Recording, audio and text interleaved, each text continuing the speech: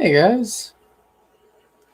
So, oh, we got 17 people here, jeez.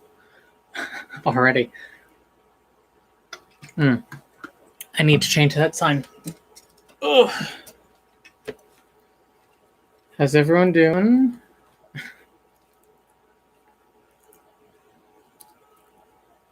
I am doing okay myself, I suppose. It's been a weird Friday the 13th.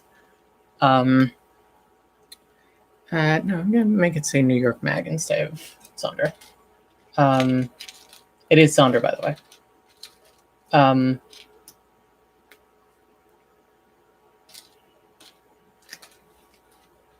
So I started the day by dropping my phone in the toilet. So that was fun. I like your rainbow llama. Thank you. Her name is Clementine. It is Friday the 13th, yeah. Nice shirt. Thank you. Ooh. Cute. And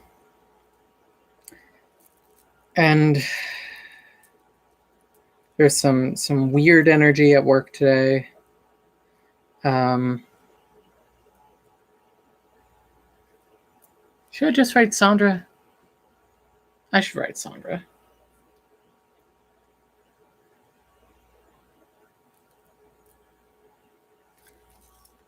Remember when I said I was going to organize these?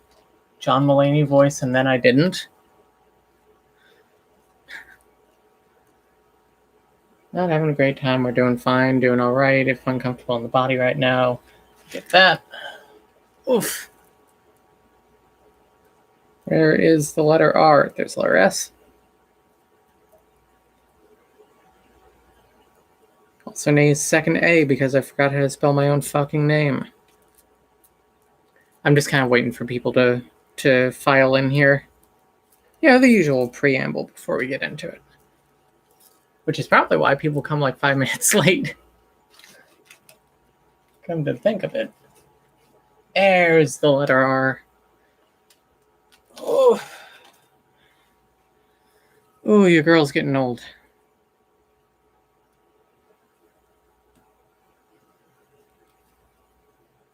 D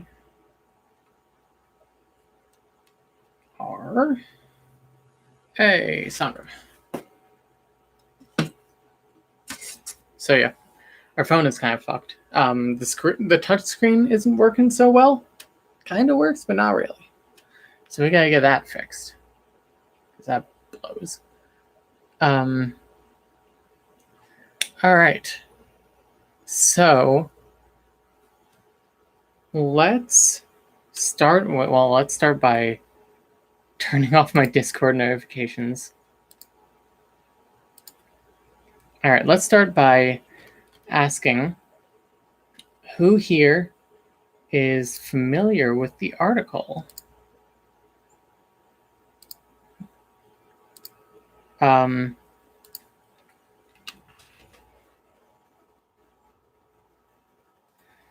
Also, camera. New camera. Well, new camera. It's the old camera, but we bought a new one because the old one, I think, got destroyed in the flood. I haven't seen it since.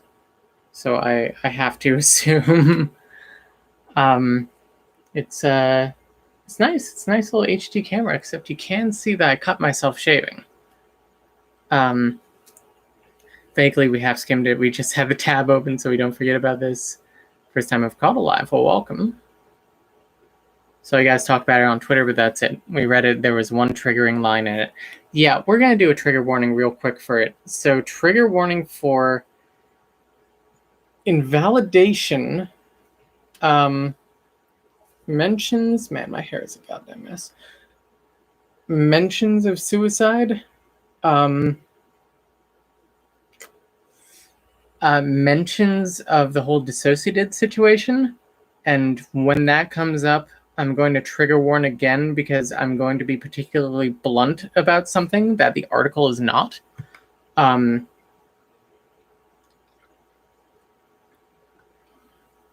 I think that's it. I mean, I can skim through and see if... I mean, there's a discussion of like inpatient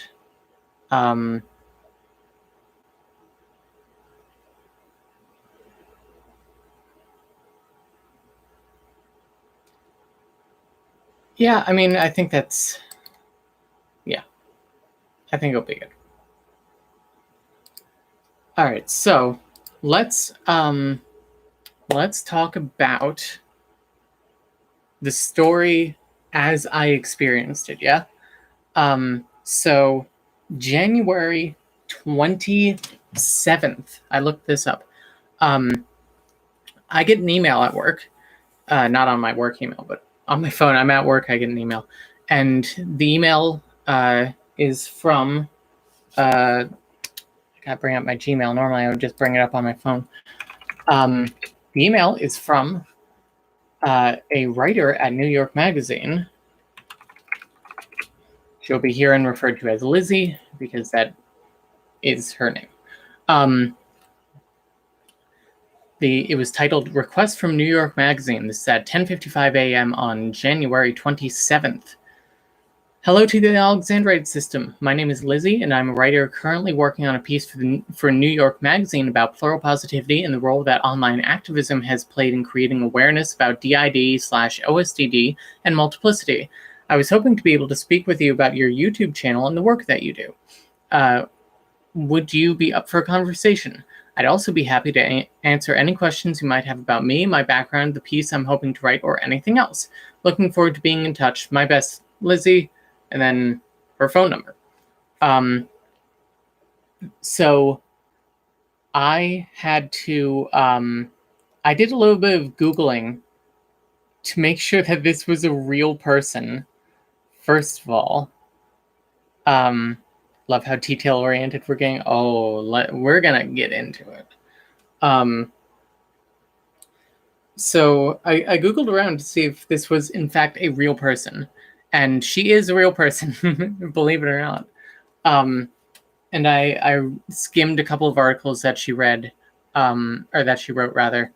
There was one on, quick trigger warning for homelessness and the pandemic, and sex, very briefly, all in passing. So she did two articles that I read. One was about queer homeless youth in New York and how they were affected by the pandemic. And the other was about sex choreographers, or like sex scene choreographers for film and TV. And both were fine. They seemed very sympathetic. It was fine. So I emailed her back and I said, we're very interested in chatting. First, can I have some info about your background as a writer, the magazine you work for, and the idea of the piece? Just want to get a clearer idea of what's going to be discussed. Then I said, 3 hours later, I messaged her and said, Dear Lizzie, sorry to email twice. Would you like to call and talk about all this sometime either later today or tomorrow afternoon? I figured that may be faster than an email exchange. And so she called, and we talked a little bit about the piece, and I said one of my main concerns was that pretty recently the Strongholds, friends of the channel, did an interview or a piece or something for a Dutch talk show or YouTube channel. They described it as a talk show, I believe. That was about where they like interview people with disabilities and things, and or different life experiences or something. It's in Dutch. I'm not fluent. And during that, everything was nice and positive to the Strongholds while they were there.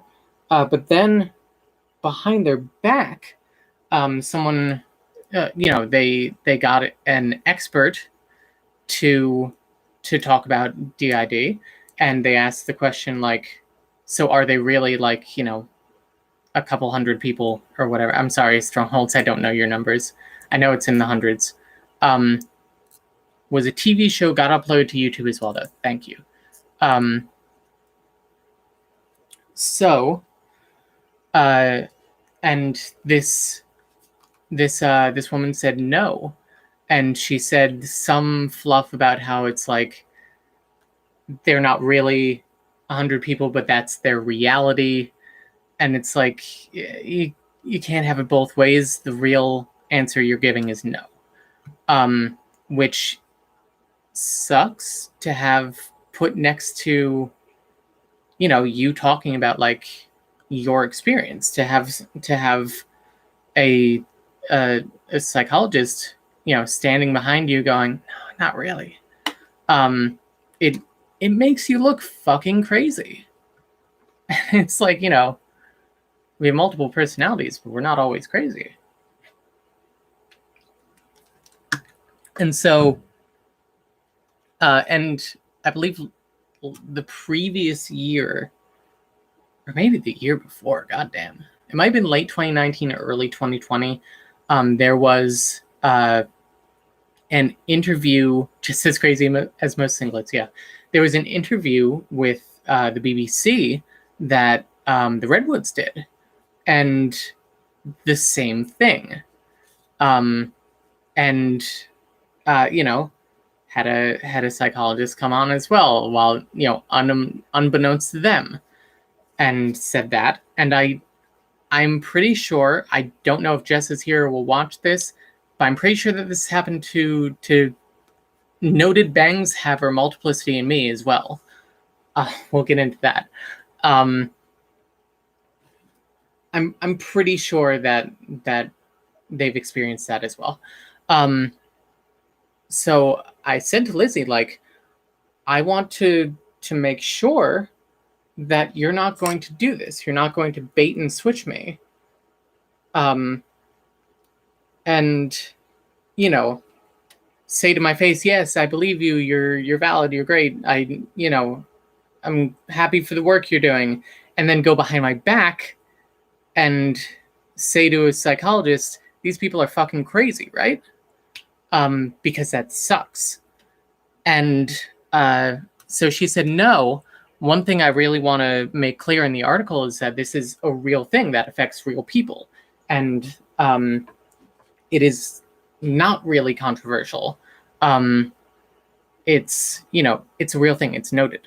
And so I said, cool, let's do this then. And we set up a time for the following week. I think it was early February.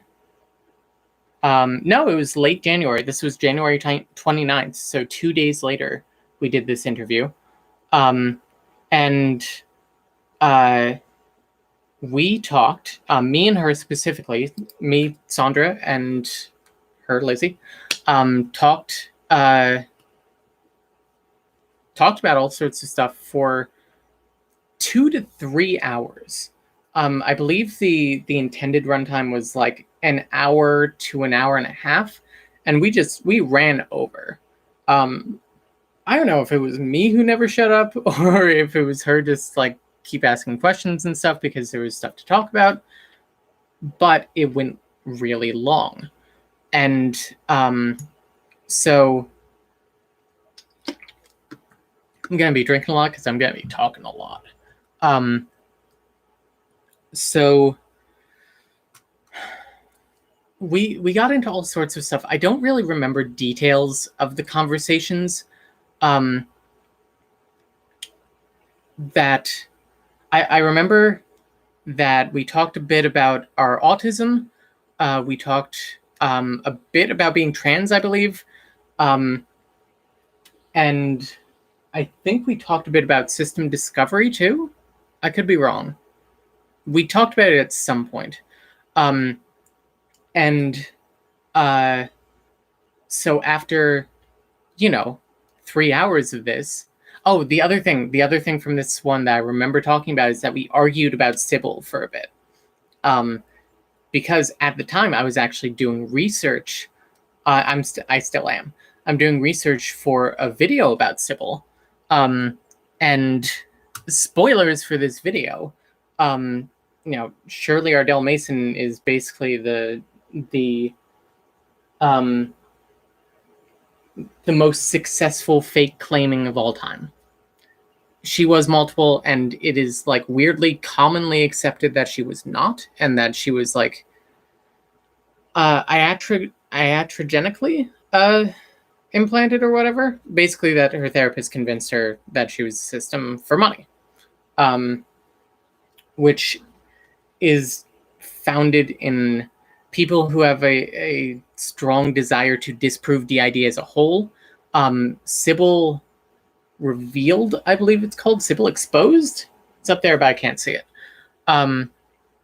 Yeah, Sybil Exposed, I think, is flimsy at best. A lot of the evidence in there is like psychologists who saw her once or like knew her therapist and said like, oh, she said that she wasn't really multiple. And they have like no proof. One guy claims that he has tapes of her saying that, and when he was asked for them, he said he no longer had them. And I think it's very telling that this book came out 20 plus years after the original book, but also after everyone was dead. So anyway, that's my rant on Sybil, and we went back and forth on that. Iatrogenic does not mean you do not have this. It means this was caused by a doctor's treatment. Yes, that's what I meant. But that is true. I did use it as you did not have it. I think that people, at least for DID, kind of use it interchangeably because, like, there we go. In other words, it would mean the doctors convince you that you're a system, so you're a system now, kind of. And obviously the subtext of that with these people is, there aren't really any systems. It's all people who have been convinced by their therapists. But it's also somewhat derogative. Yeah, exactly. So anyway, we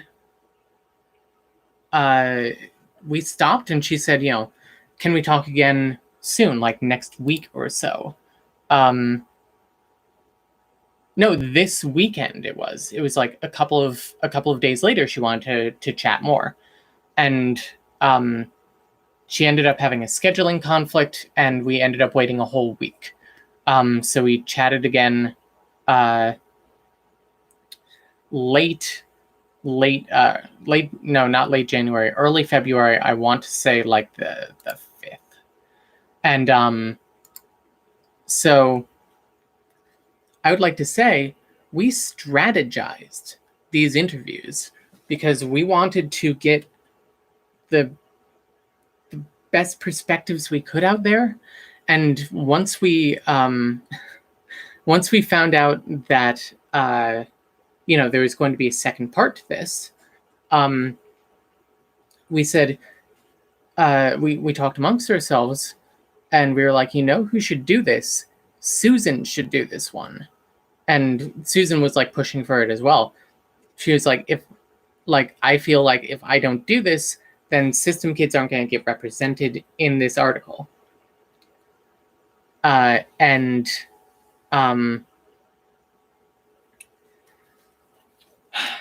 so we did.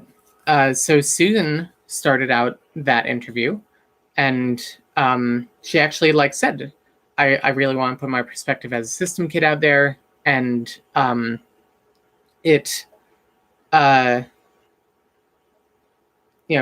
kind of gave her experiences and what it's like to be somebody who's significantly younger than the body.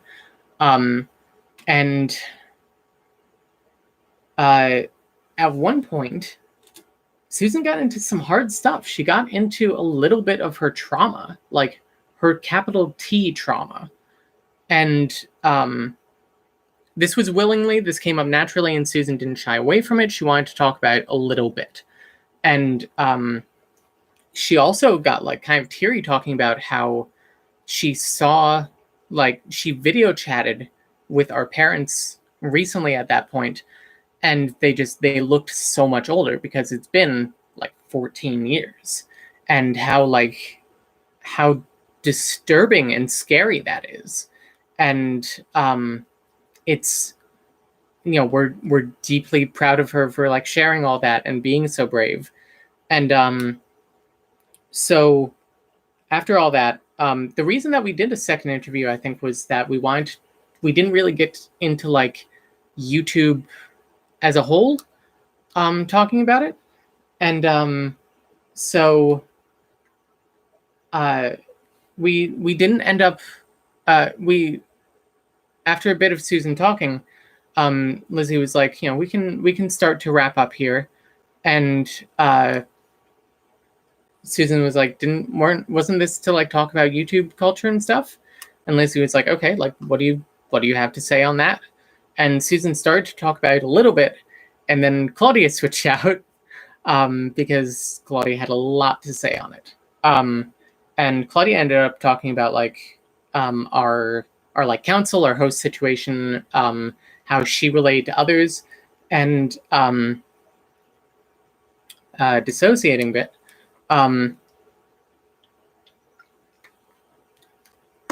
By the way, this is gonna thank you for everyone saying Susan is brave by doing the up arrows pointing at Sequoia saying it. Thank you. So I talking a lot about our early system days in ways makes me end up shit talking Claudia a lot.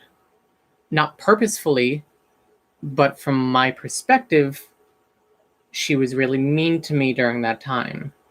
And I made sure to pepper in like, hey, like we have a much better relationship now. Claudia's a good person. She's nice. We were having a lot of misunderstandings. And Claudia said that she could tell that had rubbed off on Lizzie, because Claudia had come out and she started making jokes, and she like, she started chatting very casually, and Lizzie like seemed surprised that she was like laughing along with her.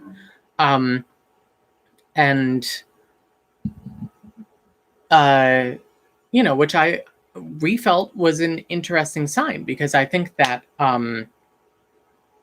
that we have recognized this thing, especially with Claudia, that that I'll tell people that we have DID, and they'll say, yes, cool, okay, I believe you, or whatever. And then they meet Claudia, and they click like, oh, this is a different person. This is real. And it's not that they didn't believe it before, but like now they see it. And I think that really, I think this kind of hit that same kind of mark.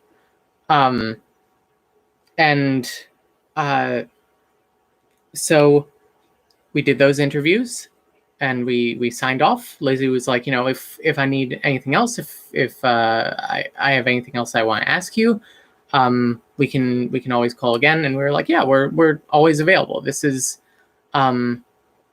fun. We enjoyed doing it overall. Lizzie was a nice person.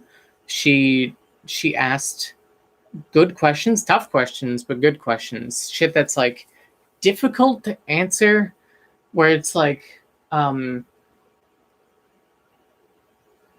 I don't even remember some of the shit, but it's such basic shit, but we have such difficulty answering it.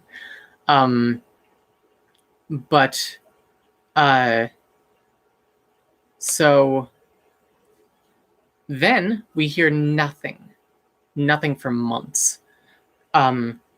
In June or July, I remember this interview because, I've had so much shit happen between then and June.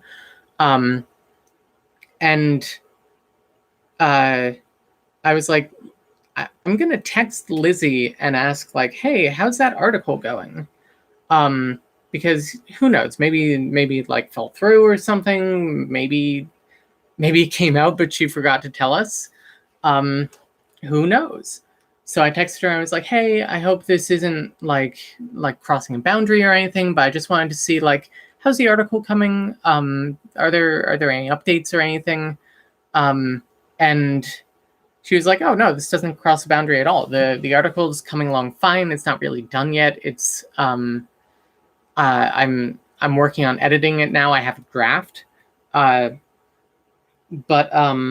it a few more weeks maybe, and I'll let you know when there's like stuff. And we said, yeah, cool. It's good to know that this is still being worked on.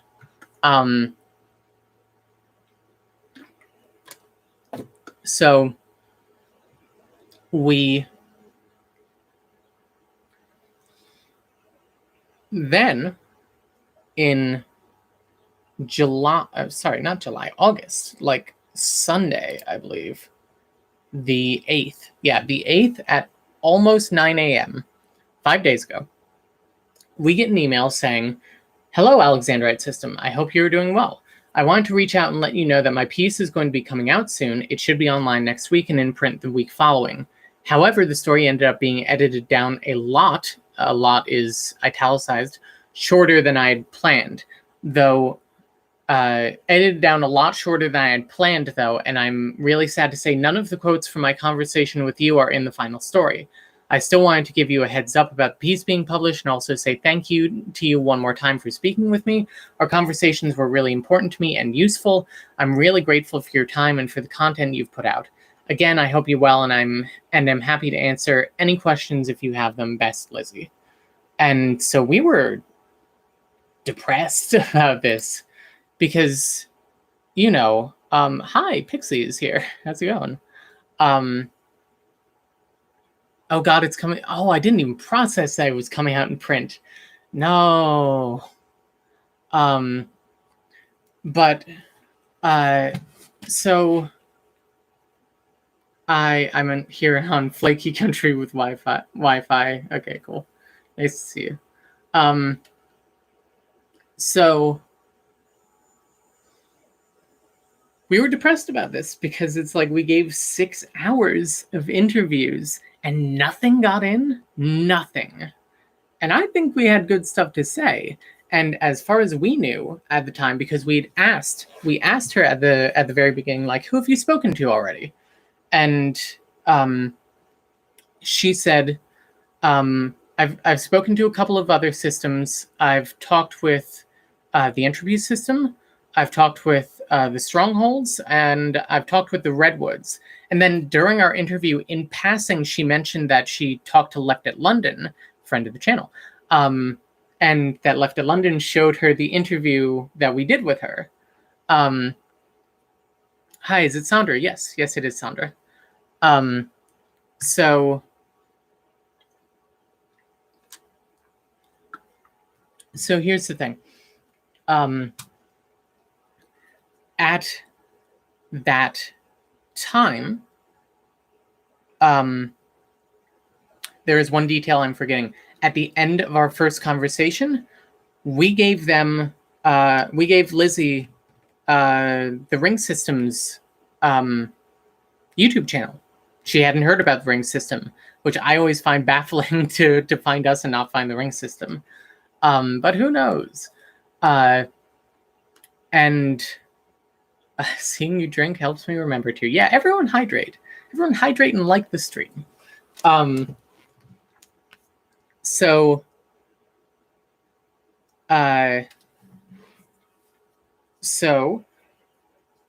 of that list, so since this was about YouTube as pitched to us, we said, okay, of that list, we're the only ones with an active channel. The entropy system is done. Power to the Plurals doesn't really do videos anymore. They do like live streams for the Plural Association. It's different. And the Redwoods isn't really YouTube at all. Like they did the Anthony Padilla video, but they're primarily like speakers, like conference speakers. And so we said, like, and because we talked for so long, we were like, is this article going to be about us? Like, that's kind of cool. And so after all that, to find out nothing is getting in, sucked. And so we texted the ring system. We just sent them a screenshot of that email, and they said, like, they were pissed, to be honest. They were like, you had way more to say than us, and way more important stuff to say than us, and like, I don't understand why we got in and you didn't, which fucking boiled my blood for a minute, because we gave her their contact info. And this isn't like bitterness towards the ring system. We love you guys so much. You're our family. But it's just, I guess it's jealousy and just like bitterness at Lizzie. And so we messaged the strongholds next, because we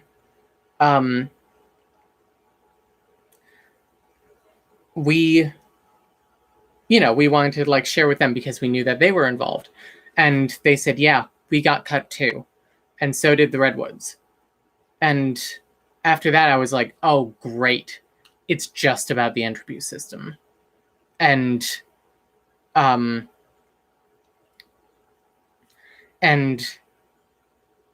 I even said this to them, like, I can't wait to hear about the entropy system's time on YouTube again without context.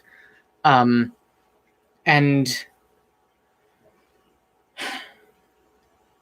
so then, like 2 or 3 days later, it was like 10 p.m., 9 p.m. to 10 p.m. on Wednesday, I believe. Yeah, because yesterday was when we were doing all of our tweets, and yesterday was Thursday. As Rebecca Black once said, yesterday was Thursday, today is Friday. Entropy is back on YouTube. I thought they quit. They did. And they've deleted all of their social media. They deleted their Instagram sometime in February. I know this because I tried to contact them. We'll get into that. So, water break.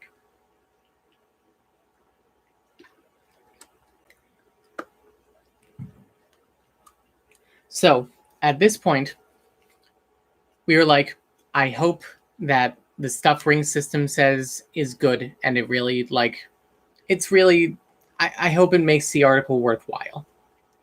Because we were starting not to have hope for this article. And the Ring System texted us at like 9 p.m. on Wednesday, and they said, it's just an interview with the entropy system, and we get one sentence. And it's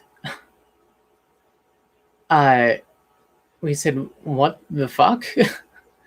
And we asked them for a link to the article, and we started skimming it, and we went, oh fuck no, this sucks. So here is where we stop and we read the article. And on the VOD, I'm gonna cut this into chapters. This is the intro in the background and the story. So now we read the article. I don't know if this infringes on copyright, but we're gonna keep this between us. Sandra, this is 100% gonna take more than 2 hours. It's okay. We pushed it back. V and Oak will still get to have their movie night.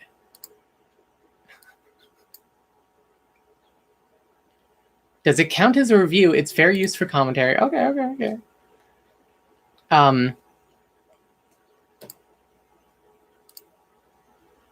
Criticism and commentary is fair use. Hell yeah, baby.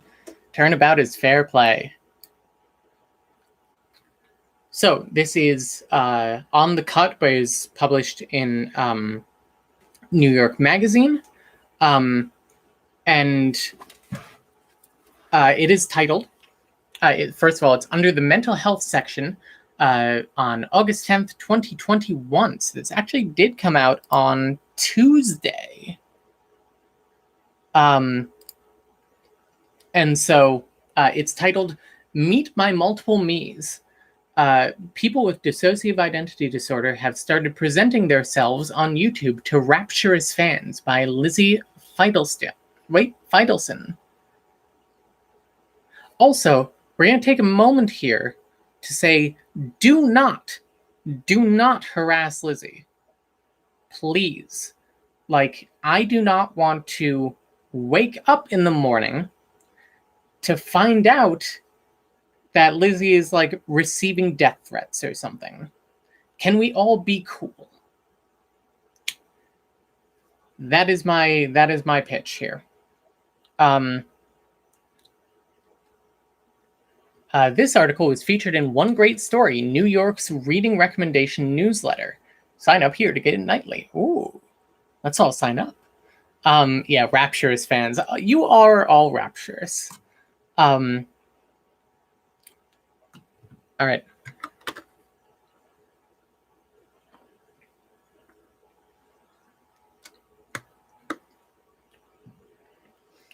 If you're going to do anything, fair criticism, no rude. Yeah. All right. Wynne felt her reality to begin to shift soon after she joined the Army in 2011 at the age of 20. While in basic training, she had bouts of amnesia during which she would forget having met people she knew. Other times, she found herself suddenly acting outgoing or flirtatious for reasons she couldn't explain. Wynne had experienced trauma in her childhood, something she still prefers not to talk about, and had struggled with symptoms of PTSD throughout her life, including depression and anxiety, but this felt different. Okay. Quote, I was falling apart, she told me. Sometimes she felt, quote, like someone else. She would look in the mirror and feel, quote, disconnected from the face she saw there, she said. One day, a sergeant found Wynne sobbing in her car in a parking lot, preparing to attempt suicide. After a short hospital stay, Wynne received a medical discharge and, determined to get better, moved back home to the Midwestern state where she had grown up. She married a nurse named Andrew, whom she had met in the Army. She went to therapy, tried medication and EMDR, a form of psychotherapy that aims to desensitize patients to traumatic memories. But her symptoms didn't improve. 6 years later, despite being on, quote, ungodly amounts of Xanax, Wynne said, she still woke up some mornings unable to speak or leave her bed.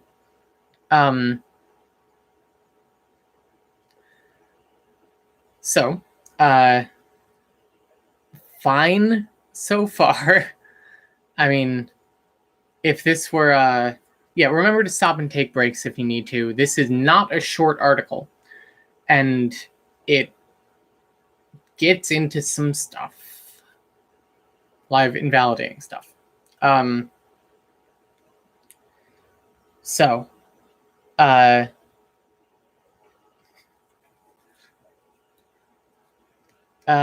is it? There we go. In 2017, Wynne began seeing a therapist whom she had met while attending group therapy sessions for childhood trauma. The therapist suggested that Wynne undergo a psychological exam called the MID, the MID, the Multidimensional Index of Dissociation, which it does not say, but it does link to it. Yeah, midassessment.com. One of 3 guides developed in recent decades to aid in the clinical diagnosis of dissociative disorders. Dissociation is a psychological phenomenon that all people experience. When you space out driving home from work, you're to some degree dissociated from reality. But in extreme situations, typically the aftermath of traumatic events, dissociation can become pathological. Soon after Wynne took the exam, her therapist diagnosed her with dissociative identity disorder, formerly called multiple personality disorder, the most serious and controversial disorder on the dissociative spectrum. Lizzie, you said you weren't going to say controversial. By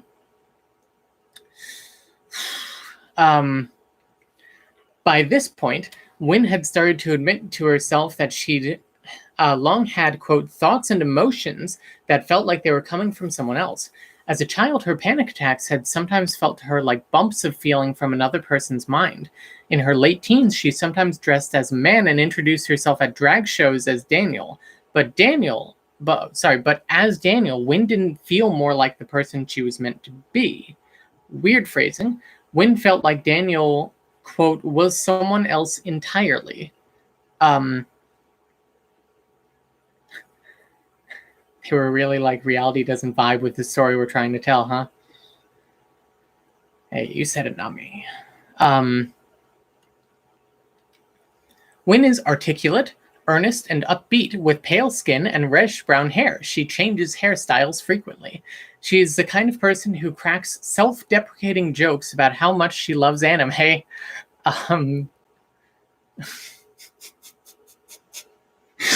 Yeah. Was that trying to imply all drag performers are trans? No. That is the background of when like starting to meet Daniel. We are r/were big fans of the Entropy Systems channel. Some of their other stuff, not so much. But here we go. I do see how you get that implication though. It's something. She knew how it sounded when she described being out of her own body, inhabited by others. She also knew she wasn't faking how she felt.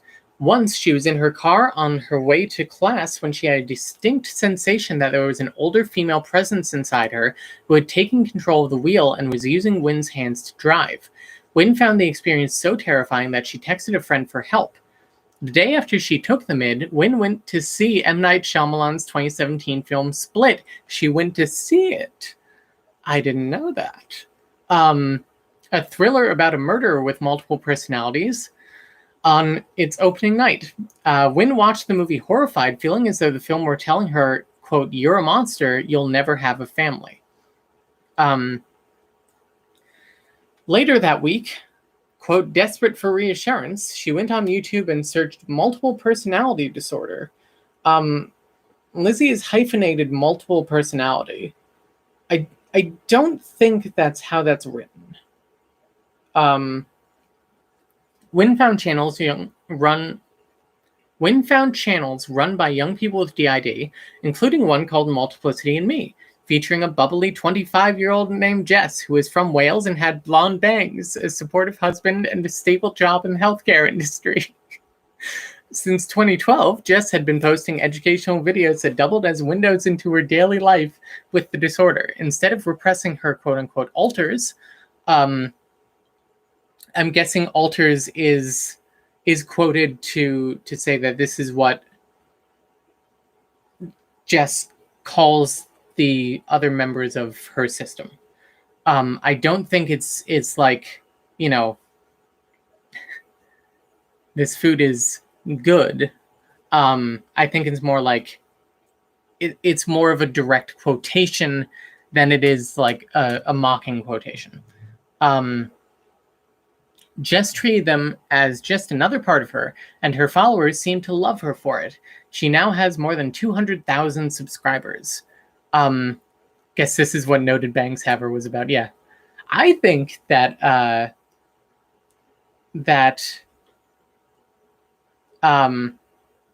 I think that the most notable thing about Jess is her bangs. I don't know about you guys.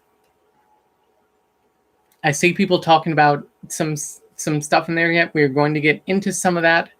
I don't know about the Entropy Systems husband though. Maybe we'll get into that. But we'll talk about Jess in a bit after the article, because we're experiencing this as I experienced it.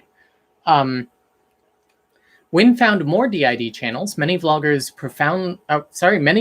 proudly referred to themselves as systems, quote unquote, of personalities, and to their birth name as that of the system host, quote unquote, de-emphasizing the notion that any of their identities was more real than any other. Jess had 4 alters, all male, named Jake, Jamie, Ed, and Ollie. Together, they managed which one of them fronted, quote unquote, at any given time, sharing airtime on her channel and answering their own Q&As. Oh, their own as in each individually answering Q&As, yes.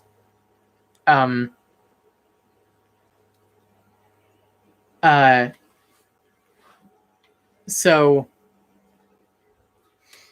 where is it?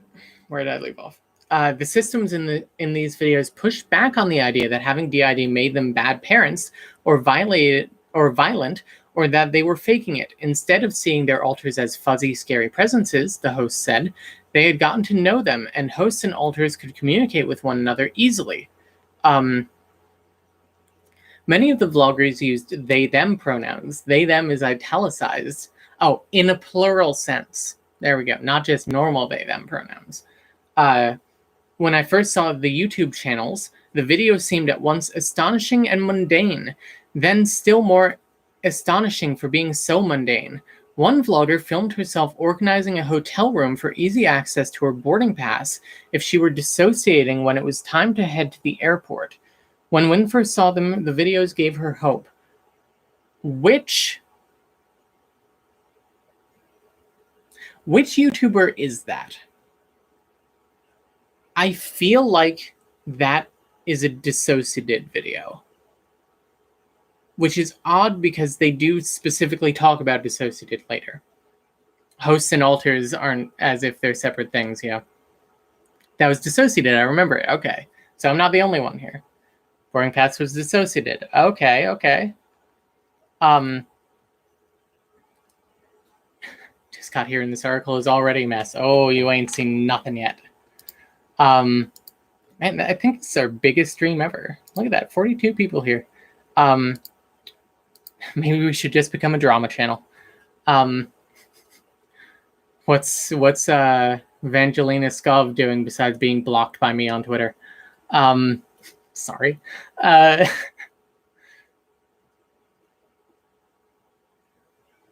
is it? Please don't be like that this channel is low, not drama. I know, I'm joking.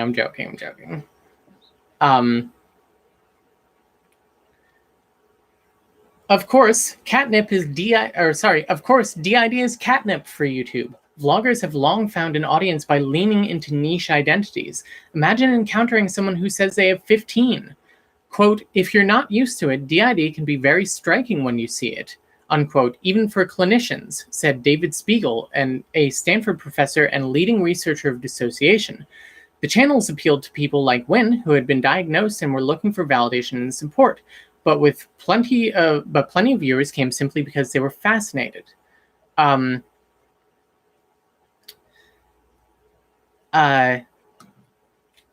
Very few DID YouTubers have more than a few hundred subs. Yes.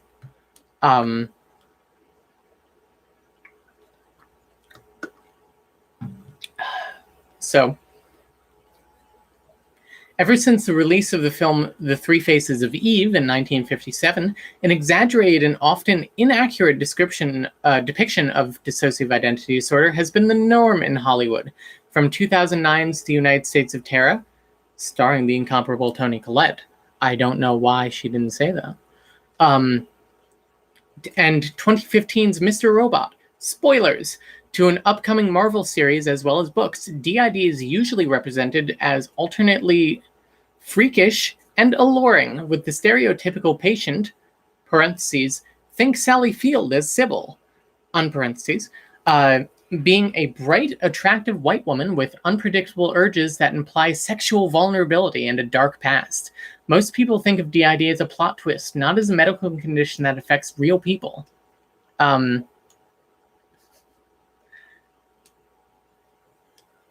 Yeah, a lot of people in there saying 15 is not a big number for a system.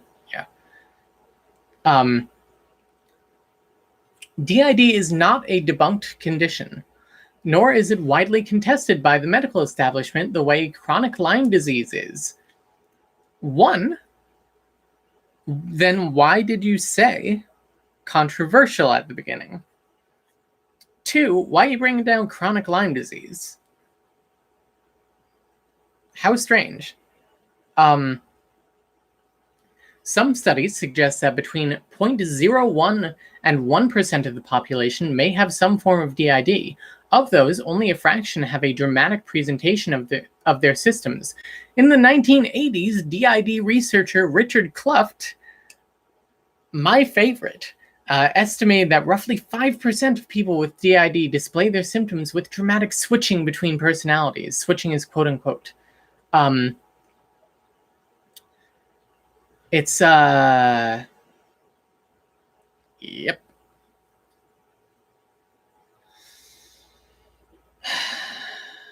I actually have the book that quote is from. It's one of the papers in Clinical Perspectives on Multiple Personality Disorder from 1994, I believe. That is, I believe, also the same paper that discusses narcissistic investment. Bad. Cluff sucks. You're going to hear a lot about that in the United States of Terror video.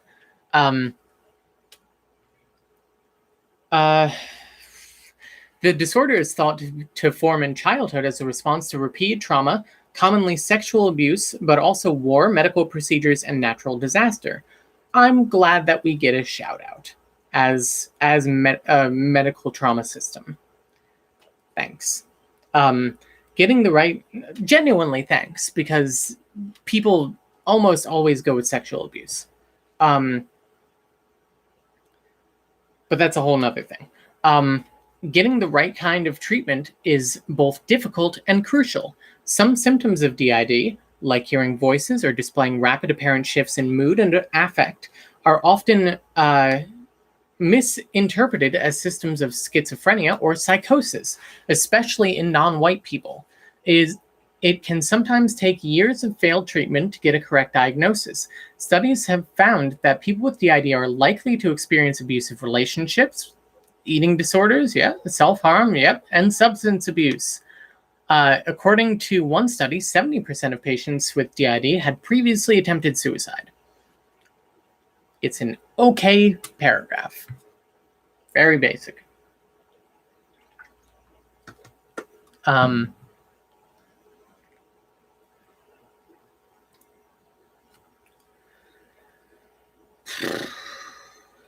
Okay. Someone who is yet to be diagnosed may not recognize their internal landscape as being composed of a cast of alternate identities. Instead, a cast.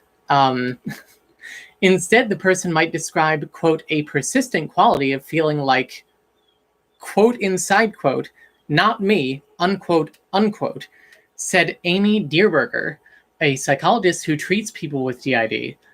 Patients may say they feel as if they have different, quote, parts inside, aspects, facets, ways of being, voices, multiple selves, ages of me, unquote, according to one common treatment guideline. Sometimes these parts or voices argue, converse, comfort, or urge a person to commit suicide. Another frequent symptom is, quote unquote, losing time.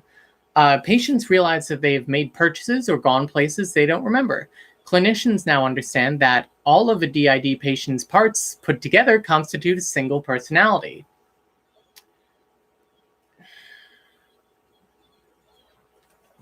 So, listen.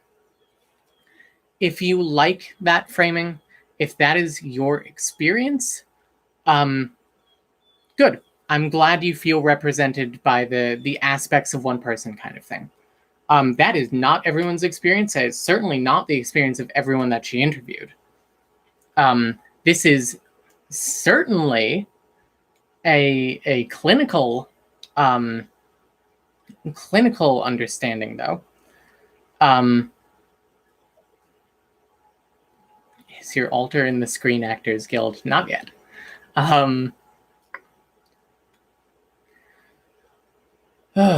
Quote, there are different senses of self with different attributes, but there aren't lots of people in one body, explained Richard J. Lowenstein, no doctor, another expert in dissociation. You're all aspects of a single human being and a single mind. Yep, sure. Sure, Jan. The condition is both, quote, incredible and requires treatment that is, quote, very unexciting, Dierberger said. Talk therapy with a professional trained in dissociation is considered the gold standard. While a person's dissociative proclivities may never fully resolve, the therapists believe that if a patient deliberately tries to connect with the parts of self in therapy and works through their traumatic memories with each one, over time the sense of being made up of separate people may fade. Eventually, some or all of the parts may begin to, quote, fuse together into a cohesive sense of self. Quote, everything we do, said Lowenstein, quote, is unification, unquote. Underlying the treatment is a fundamental medical understanding that experiencing multiple personalities in a single body is a symptom of mental illness. Thank you. Let's take a second here and let's all just take a breath. Let's all hydrate.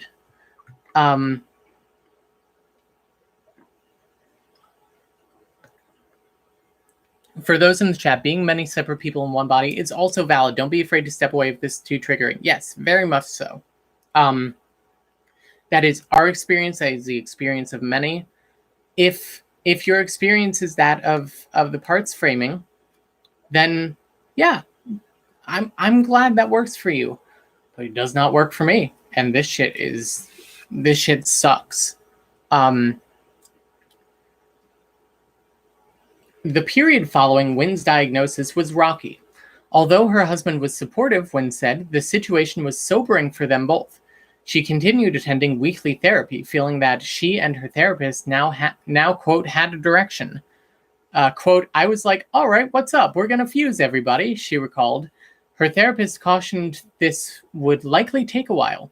In the meantime, Wynn decided she would start her own video channel.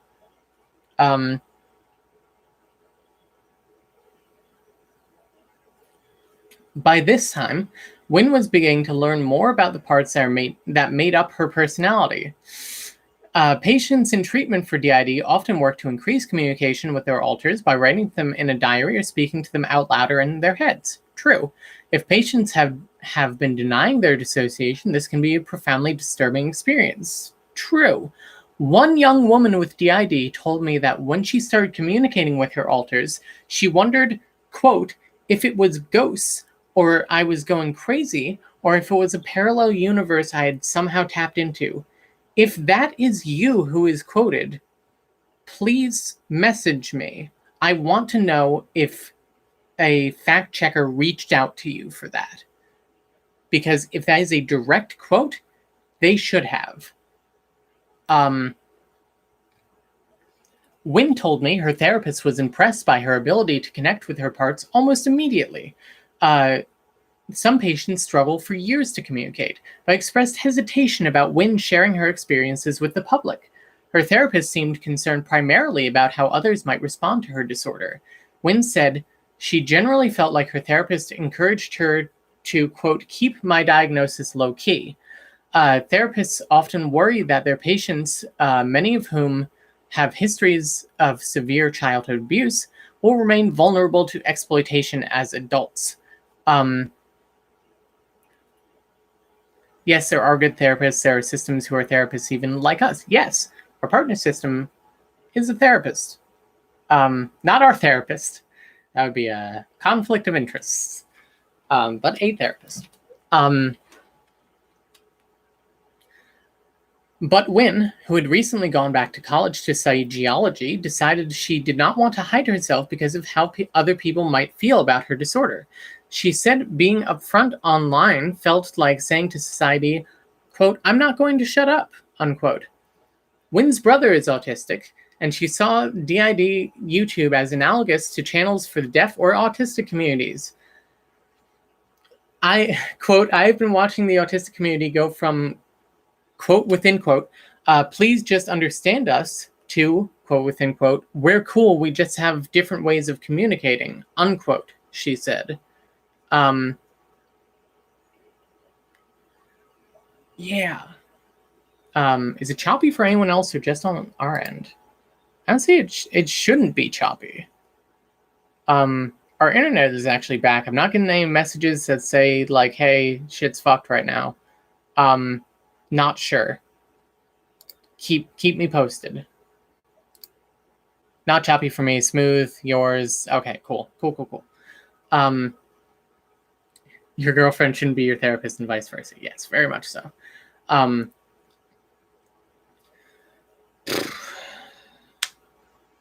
First of all, the DID community at large is made up of autistic people.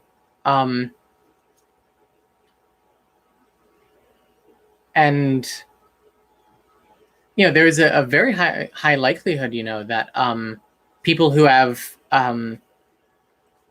relatives, close relatives, immediate relatives who are autistic, that they themselves are autistic, which is why we're almost certain that our sisters are autistic, and our father and our mother. I'm not saying anything, but I'm also not saying anything. One of her professors had recently defined entropy in class as, quote, something that randomizes and separates, unquote. Wynn decided to call her channel the Entropy System. In her first video, 4 of Wynn's alters, whose names she now knew to be Daniel, Mistletoe, Kit, and me. Oh, Michelle, me, yeah. Front in succession. Wynn had learned how to allow them out at will by doing something she called falling back in the headspace. As each alter surfaced, sorry, a lot of things in the chat right now. As each alter surfaced and Wynn retreated, she felt as if she were, quote, letting someone else drive. It was similar to what she had felt when the older woman's presence took over her body in the car, but now she had some control over it. The alters filmed themselves talking about their ages, interests, and how they felt about being part of the system. Wynn edited the results and posted them in late 2017. The video is called Living Life with Dissociative Identity Disorder. When she first watched, oh, I love this part. When she first watched a video recorded by one of her alters, she thought, nobody's going to believe this. But instead of mocking her, viewers crowded... But instead of mocking her, viewers crowded in like fans of a superhero universe. They commented on each alter's different traits, tabulating their likes and dislikes, and asking questions of specific alters by name. Quote, you guys are all so amazing, a typical commenter wrote. I couldn't stop smiling. Dr. Mike Lloyd is doing a vid on dissociation and autism soon if anyone wants to shoot him a question on Twitter, by the way. There you go. I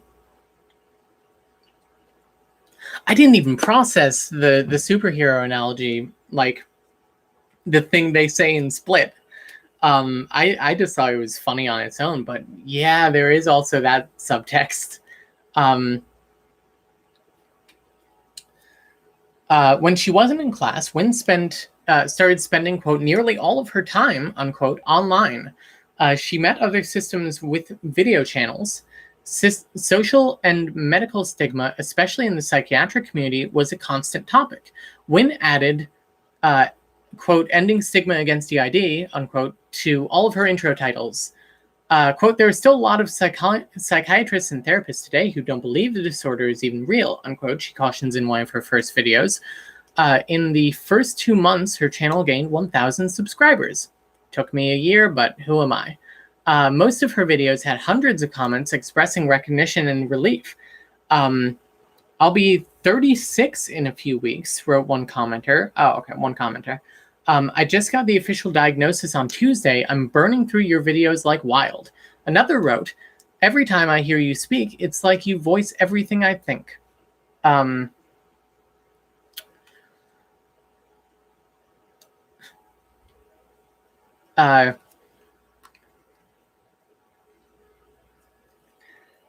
Quote, I found it impossible to watch those videos, said Lowenstein, who founded the Trauma Disorders Program at Shepherd Pratt Psychiatric Hospital in Baltimore of DID YouTube.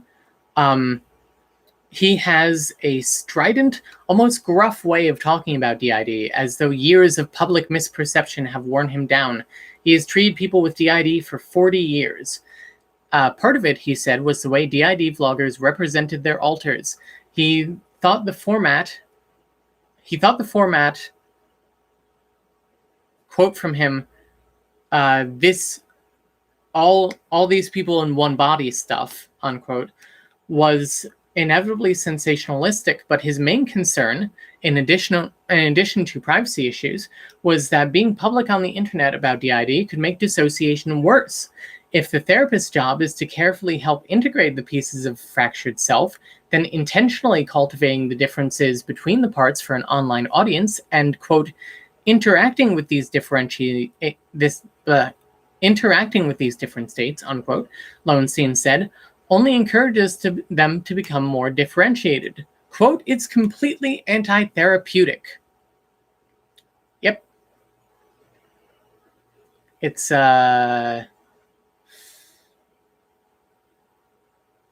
like these interviews were done a while ago. I wonder if entropy is even happy to be talked about again after leaving the internet. We're going to talk about that too. It's like, this paragraph, it's like, if the therapist's job is to carefully help integrate the pieces of fractured self. Yes.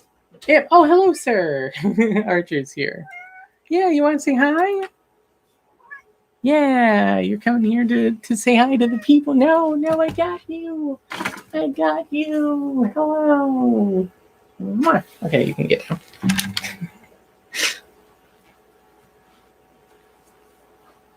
You want to come sit at my feet? He's been laying in our bedroom more lately. You stopped for like a year. Yeah, you stopped for like a year. Now you're back. It's your favorite place again. He's just headbutting me. Doesn't have to be and often isn't because it's not the best for everyone. Yep, agreed. Friend of the channel, Archer. Yeah.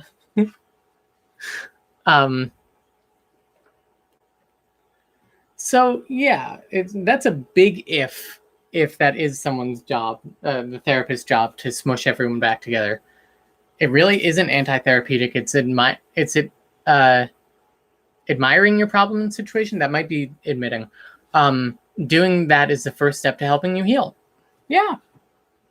Our therapist, I don't have the text on me because I dropped my phone in the toilet this morning, as you do.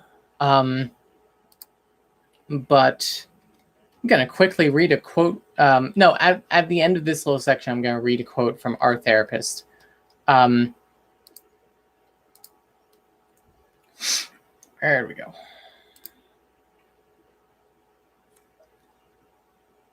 I'm furious this crackpot got so much airtime when there's so many good therapists. Yeah, I gave her my therapist's contact info, or at least I gave her her name, which I don't do. I don't normally do. But I did. And I wonder if she actually spoke. I feel like my therapist probably has better things to do, but our therapist loves teaching. They cut you off for this crock pot. Yeah, we'll get to that.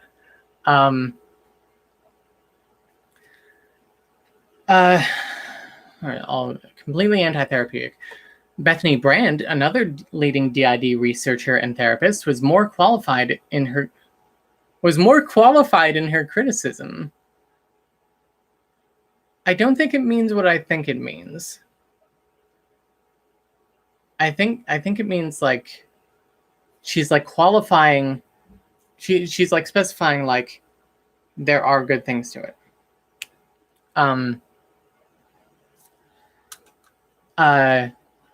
Anyway, there are many positives to it, she said of YouTube. People feel understood and like they're not as alone. But she too was concerned about the way displaying the disorder for public consumption might worsen dissociative symptoms. It wasn't exactly self-harm, yet it certainly wasn't self-care. Quote, If their parts become more elaborated online, I certainly wonder if that will keep them from moving towards integration. Qualified means balanced in this case. Okay, thank you.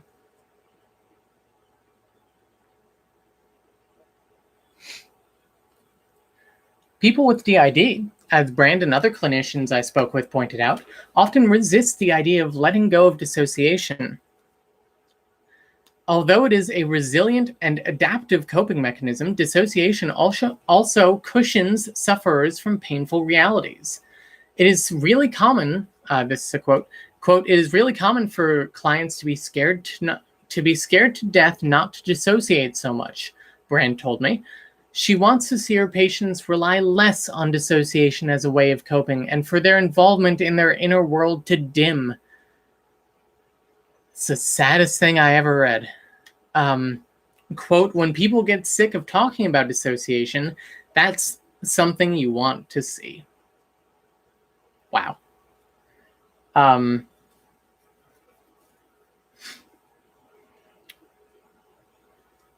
Thanks, Beth.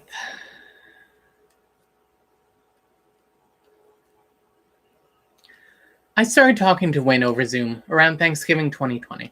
If another alter was out at the start of our call, they would introduce themselves in a way someone else might share a fairly they would introduce themselves in the way someone else might share a fairly inconsequential but ever so slightly embarrassing piece of contextual information. Almost how one friend might warn another that they'd had a few drinks before getting on the phone. Quote, oh, and by the way, this is Kim Kim. Kim Kim might say, head tilted a few seconds in. Wynn's parts are on the same page about their internal experiences and life story. The differences between them were subtle, although not hard to recognize. Daniel spoke a little more deeply. Kim Kim frequently swore, but speaking to Kim Kim or Daniel still felt like speaking to a part of the same being. All three, for example, often use the word phenomenal. I've attributed most quotes in this piece to Wynn throughout for clarity. Thanks.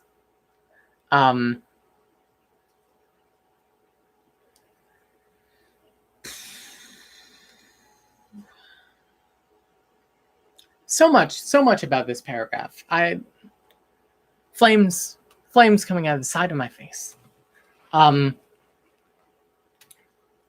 First of all,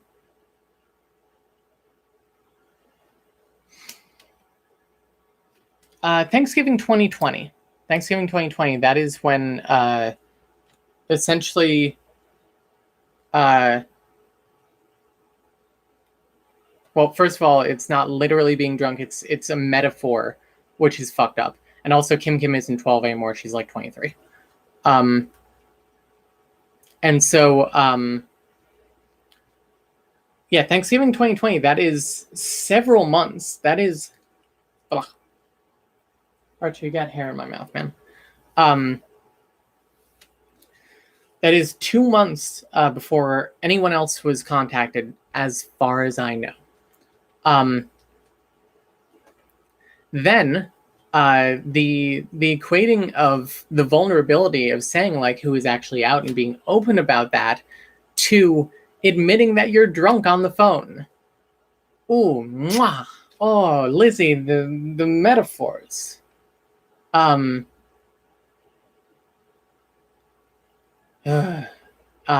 is that a simile? It doesn't use like or as, so it must be a metaphor. Is there a third type? Anyway. And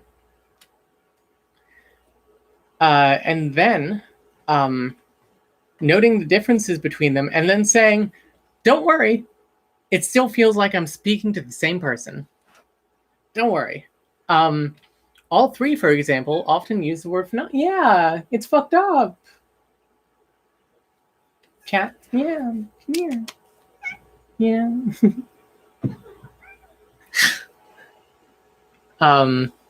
You were the English major, babe. Thanks. Oh,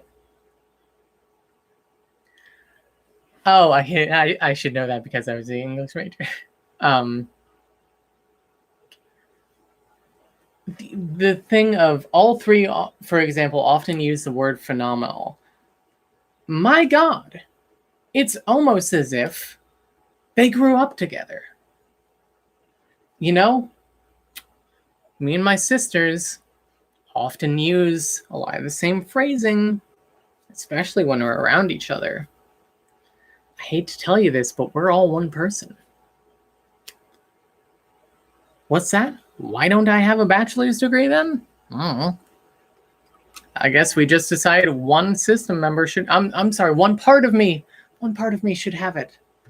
Anyway. Also, there's like only so many words, yeah. Don't worry, part of that sucks so bad too. No, that is me saying, that is me editorializing. I'm reading it first as written and giving commentary. Back to the show. Kim, who is one of Wynn's main alters, was out twice when I called. Most of Wynn's system switches were planned. Quote, I've been out front for most of the day, she explained, doing my own hobbies and doing chores. Kim had a wryness that Wynn didn't, and when she was out, she expressed an especially powerful yearning to be seen as her own individual. Online, she told me, she enthusiastically engaged with commentaries and was delayed when they told her she reminded them of people she knew. Reminded them of people they knew. Yet she had to spell it out to someone like me when she was on the call speaking through Wynn's face. And sometimes I thought her bluntness disguised worry. And as when she explained to me with a touch of exasperation that she could in fact remember everything from my past conversations with Wynn, the two, quote, share a lot of memory. Oh boy. That's, Lizzie, you're projecting, man. I mean, I get what you're saying. Wynn's face, who gave her ownership of the face, yeah. So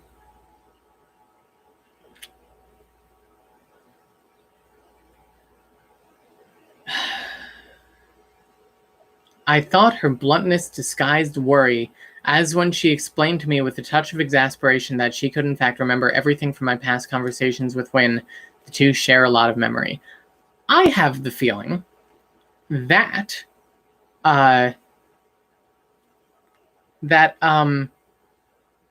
love your channel, you're an inspiration. Thank you.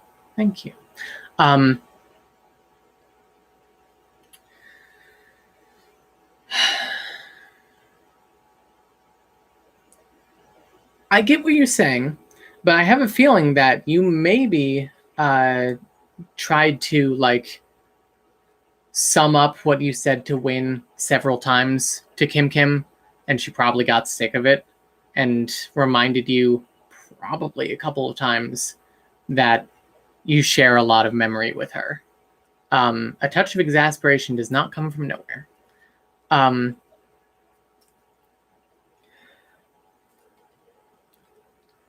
YouTube was good for explaining what it was like to live with DID, in part because of its long-form nature.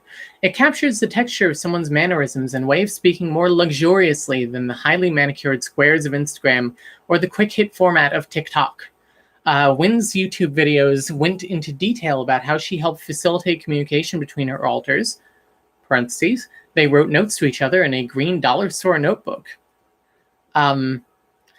Unparentheses, and managed having a job, parentheses, at the game store where she worked. She came out to her boss and coworkers without incident. Unparentheses.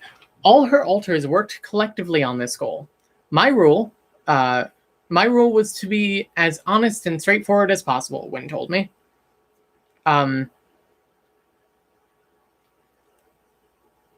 Yeah. This feels like a mom talking about her autistic teen daughter who she's a little embarrassed by.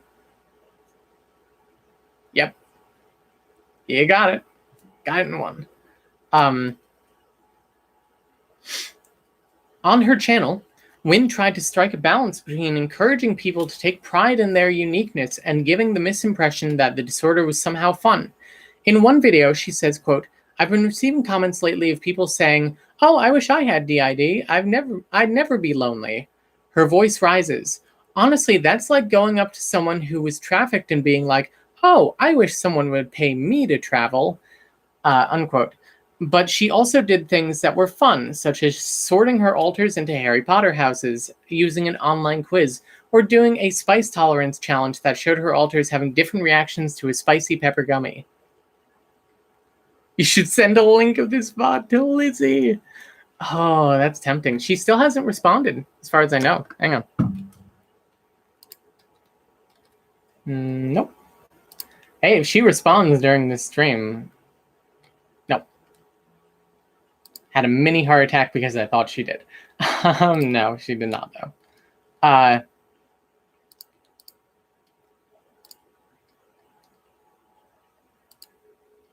I should have read her response to me, what I said back to her initially first. We'll get to that.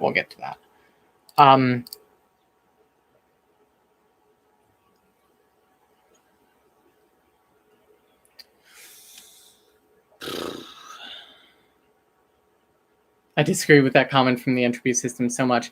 Yes, and here is where I pulled receipts on the entropy system, because in a video, they said that their therapist told them to not be so hard on people who said that, because Wynn herself used to say that to her therapist, because at least then she would know what the hell was going on with her.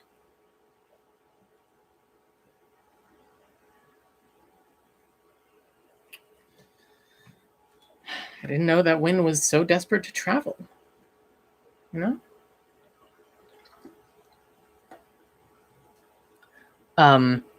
My mom literally said that, like, what if Lizzie enters the chat? If Lizzie enters the chat, I will bring her up. She can call in. We will do this live. Lizzie, if you're here, call me. Don't call me on the phone, though. My phone died. And it's also in the other room. Email me.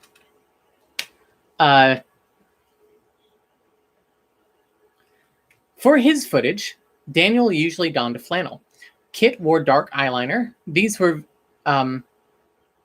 There's no third here. I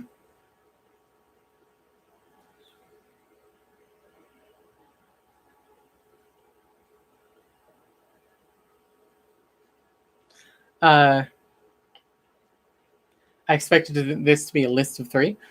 For his footage, Daniel usually donned a flannel. Kit wore dark eyeliner.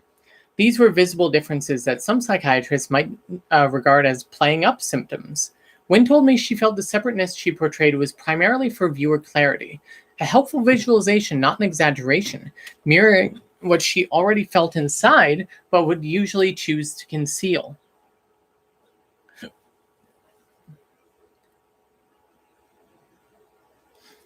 Lowenstein told me he questioned whether some vloggers even fit the diagnostic criteria for DID. Quote, in an inpatient unit, when someone walks in and says, I'm DID, look at my switching, my nursing staff says, no DID person says that, he said. They hide it. They don't want it recognized. Clinicians expect their DID patients to be profoundly embarrassed about how they feel. Brand, however, said some of those expressing pride on YouTube may just not have the same shame about the disorder that previous sufferers held on to. And they live differently because of it. Jamie Pollock, a childhood educator in Florida and the founder of The Infinite Mind, an organization for people with DID, meets hundreds of people with DID each year and told me that younger people tend to be, quote, into full acceptance and full embracing. They have their YouTube channels, their parts on their name tags, she said. They're very open about it. She almost hits the point there at the end, yeah. Almost. You know, horseshoes and hand grenades. And which do you think this article is? Wynn had been involved with the DID online... Wynn had been involved with the DID community online for just a few months when a blog appeared accusing her of making up her disorder.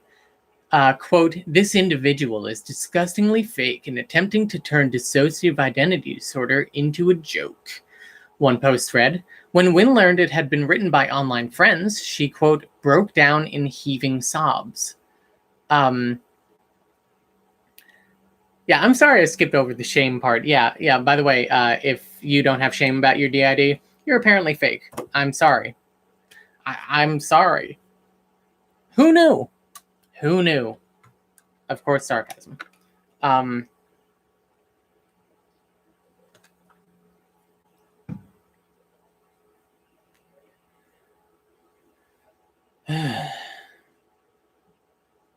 Other people in the community defended her, and eventually Wynn was able to laugh it off. YouTube was still one of the only places where you could see a person with DID living in a way that did not seem dangerous or unstable, and Wynn wanted to keep it that way. The trolls, quote, didn't get to know how completely they crushed me, she said.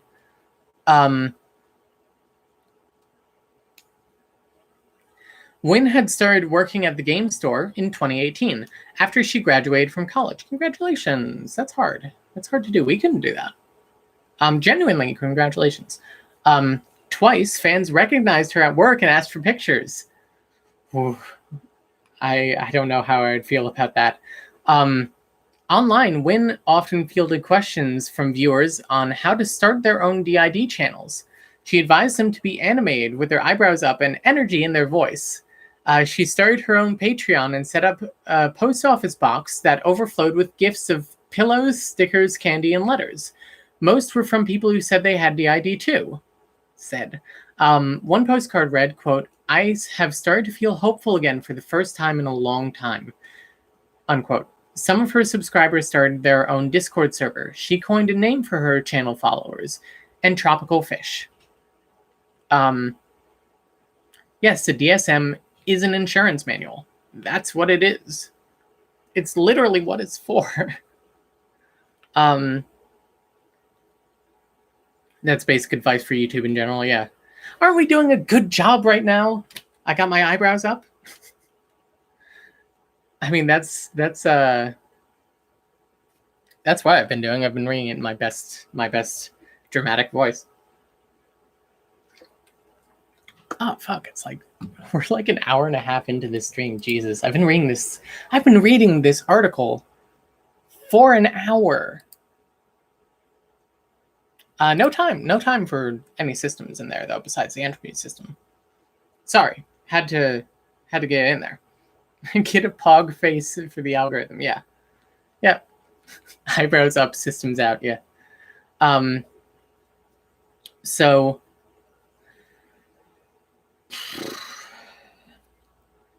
by 2019, oh my god, it's still so long.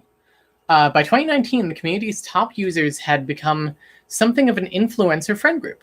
Multiplicity and Me, the Welsh YouTuber Wynn had first seen when she researched the condition, held a, quote, DID sleepover at her house. Other vloggers filmed the visit and cross-posted videos on their channels. Wynn became close friends with two other systems in the DID channels. Trigger warning for... I believe Bobo and Co. called them Dumb and Dumber the other day. But obviously Tim Pinata and Dissociated. Wynn became close friends with two other systems with DID channels. Team Pinata, a non-binary Californian with a nose piercing, then 27, and Dissociated, a then 24-year-old... Sorry, I'm trying not to laugh. Punchline here. From the UK named Chloe, who had animated intro titles for all of her videos and filmed with a ring light. Yeah. Noted ring light haver, Dissociated. I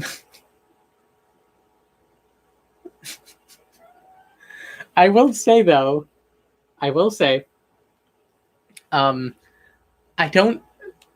I get noting the ring light because every time I've watched one of Dissociated's videos, the ring light is like in her eyes because she's like close to the camera and the ring light is like around the camera and it's so goddamn distracting.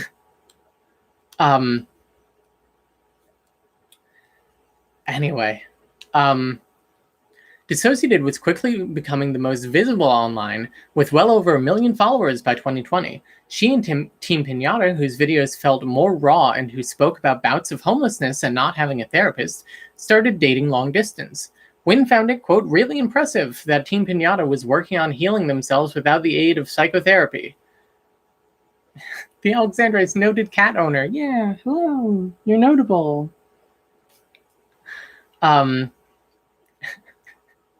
You either have blonde bangs or a ring light. In this world, it's either bang or wait. It's either bangs or ring light. Never mind.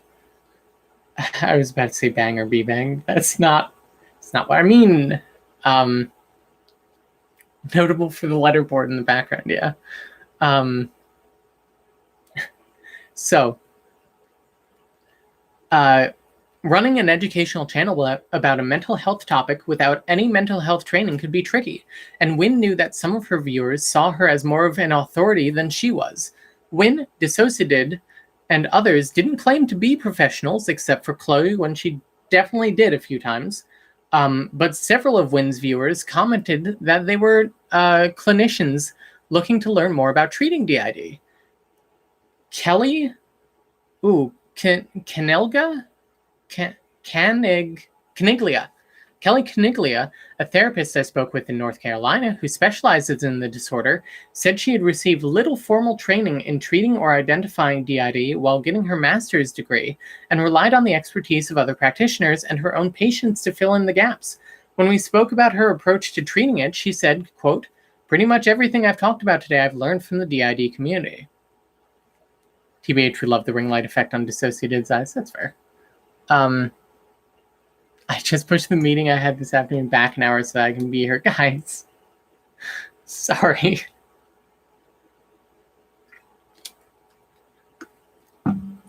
While Wynn wanted to present accurate information to her audience, she was afraid of being too open about her own mental health and giving ammunition to the trolls. Sometimes Wynn announced short mental health breaks from her channel without going into detail. Taking a break wasn't necessarily a bad sign, of course. It indicated, in part, that Wynn knew when to step away. And to a large extent, Wynn was doing quite well. She had graduated from college. She had gotten a job. She lived a happy, secure life with a happy marriage. She had friends. Still, she said, quote, my mental health is unpredictable. On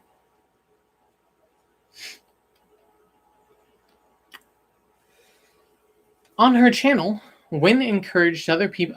There is a picture, by the way. It's the system in her YouTube channel. Wynn's alters take turns with the camera.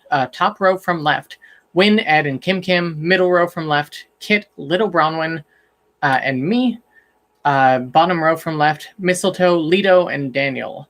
I've watched a lot of their channel because I could actually pick those out. Wild. I still wonder if you guys can pick us out. On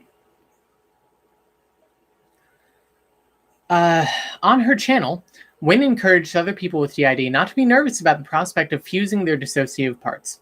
In one video, she likened final fusion to blending different shades of paint into a beautiful new color. Lowenstein echoed this metaphor. It's not that everybody is gone, he said of self-states beginning to cohere. It's that everybody is more here than ever. Disagree, but, that's everyone. That's, everyone's got their own opinion on it. That's not me being sarcastic about it, Everyone feels their own way. Yet over time, Wynn found herself questioning the idea that the only way to be healthy was to have one cohesive self. Some of her alters passionately opposed to becoming part of one whole. Wynn had by this point watched every video by every DID vlogger she could find. Somehow I doubt that. And the content seemed like clear proof that people with DID did not always lead catastrophically dysfunctional lives. Jess of Multiplicity and Me still reported suffering from symptoms of PTSD, but she'd also just had a baby and seemed to win like any other young mom. Young? I mean, I guess like mid to late 20s. It's young, but like a young mom, I feel is like lower 20s. Anyway.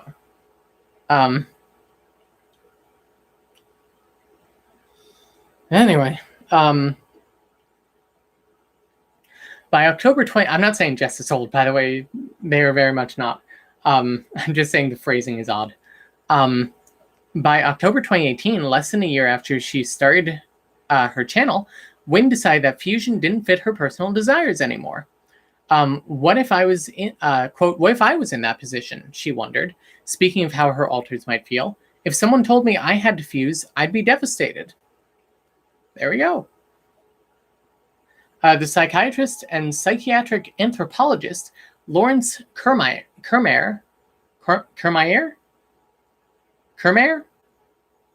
sorry, Lawrence, argues that the conclusions psychiatry draws about dissociation and its optimal treatment are inseparable from the values of Western societies, particularly the emphasis on, quote, autonomous and coherent personhood, and, quote, on facing, owning, and integrating traumatic memory.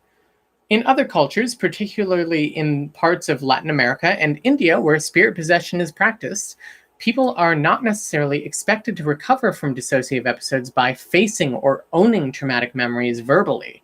But here, someone who does not or who cannot or does not wish to integrate her dissociative experiences into a coherent narrative, especially in talk therapy, is unlikely to be considered mentally well. I would like to point out, integrate her dissociative experiences. Once again, the whole thing of, oh, it's mostly AFAB people with DID. Doesn't that not happen in men?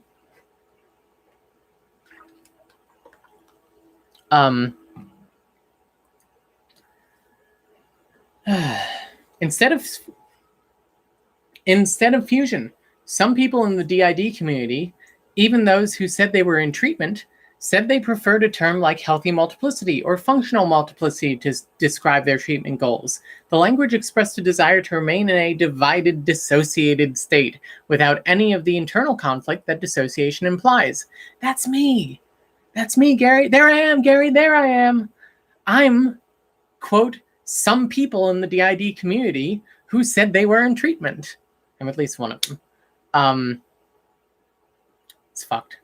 The like little negging of like they said they were in treatment.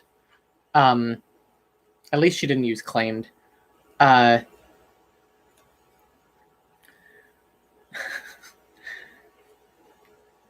Most vloggers who espoused this framed it in a way that would be similar to disability justice activists. Disability justice advocates who have argued since the 1970s that society's barriers to access are what impair a disabled person, not their physical or mental differences. A lack of ramps, not an inability to walk, keeps a person who uses a wheelchair from accessing certain buildings.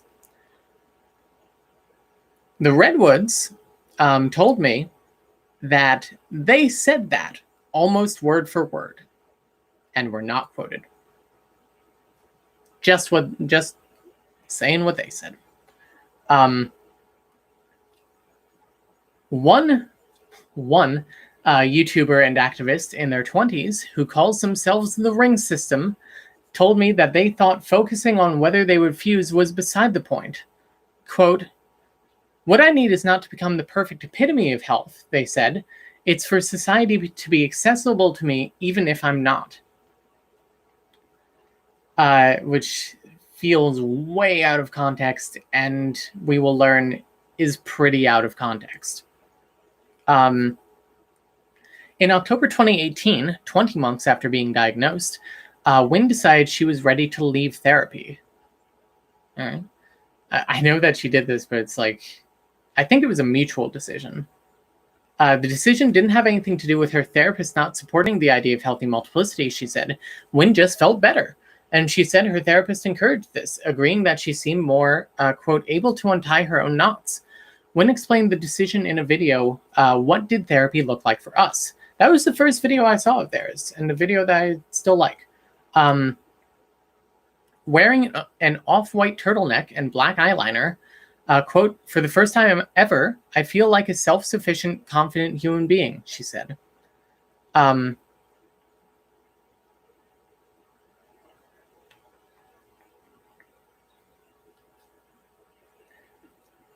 Okay.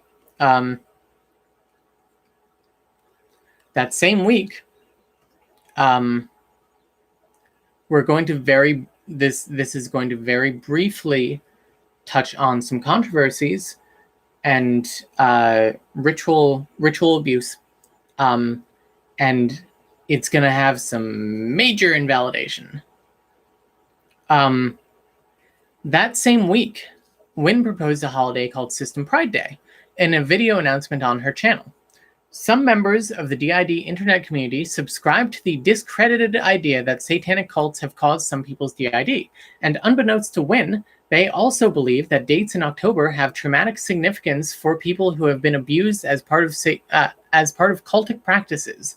Wynn's announcement triggered a severe negative reaction from that corner of DID YouTube. Wynn received multiple death threats. I'm just going to pause and hydrate for dramatic effect. Listen, we're not an RA survivor. We're not an SRA survivor.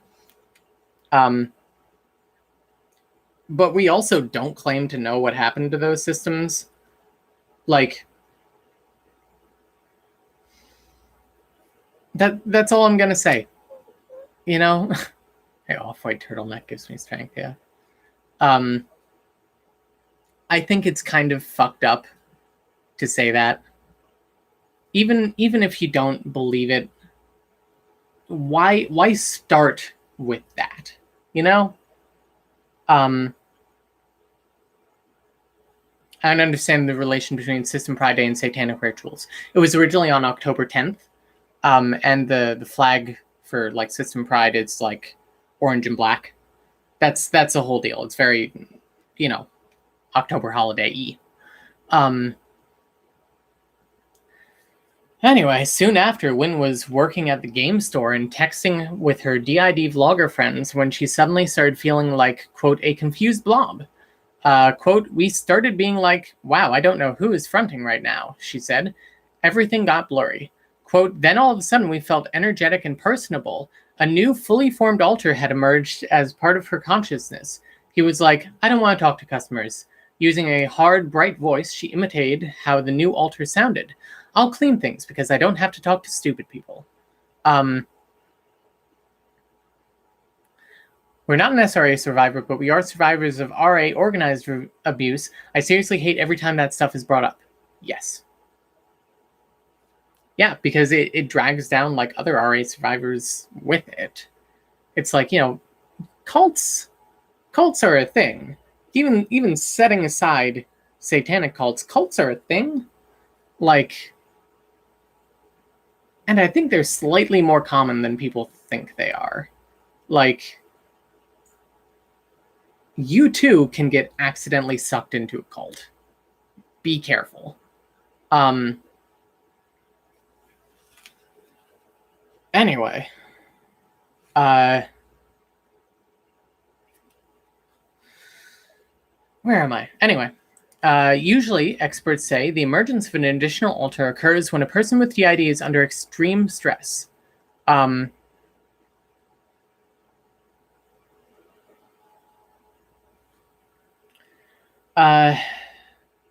there wasn't just one new alter, a second had also emerged.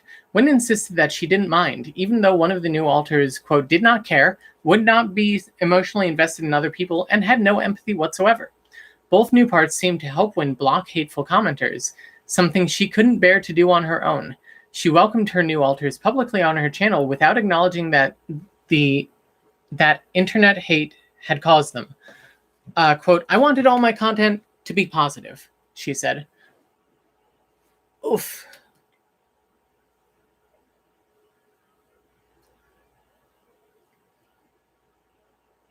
Also, not all RA/organized abuse survivors are from cults. Like, that can easily hit so many people. Yes, very much so. Like, thank you, by the way, in the people in chat who are like taking the time to say this and like educate. I'm not as educated on this as I probably should be, or as I want to be, even though we know RA survivors. Yeah, if this is triggering, don't stay. Take care of yourselves. In spring of 2020, here we go.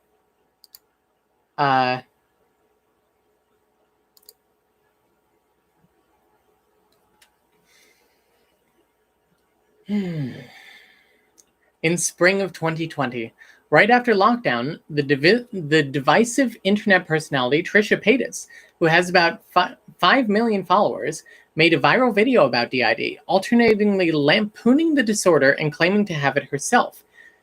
Soon after, Kiwi Farms, a hateful misogynistic forum where lolcows, quote-unquote lolcows or crazies, are, quote, milked for laughs, and whose discussion pages frequently turn into organized trolling and doxing, began to focus its attention on vloggers with DID.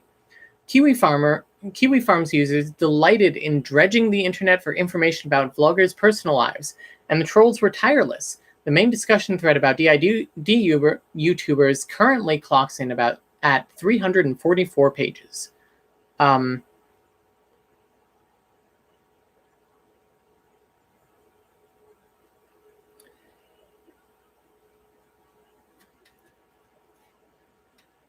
Much of it was unilluminating, but Kiwi Farms posters dug up some offensive pornographic drawings that Wynn's friend Team Pinata appeared to have drawn and posted on an old forum. I would like to make a small thing here, and I'm about to be very, very blunt. It is about to be one sentence, but it was going to be very blunt. Offensive pornographic drawings. Listen, if you're gonna bring it up at all, call it what it is. Child sneeze porn. I'm sorry, but like, yeah, offensive. It's child porn. Exactly. I understand if like maybe the editors were like, you can't write that in this article. But oh man, that is something. Done being blunt. The other thing is that Wynn made an Instagram story or a tweet or something talking about how like they weren't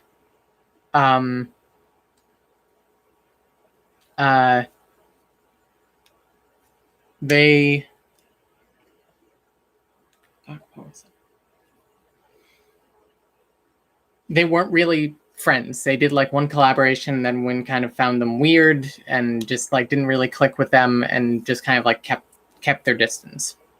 So that's just from like the content, the like following their channels and stuff. I believe that to a degree. Anyway. The drama escalated quickly, pulling in other YouTubers, and Wynn found herself opening her Twitter to 50 notifications, each one nastier than the next. People were talking about ways I should die and that I should get shot on sight, she said.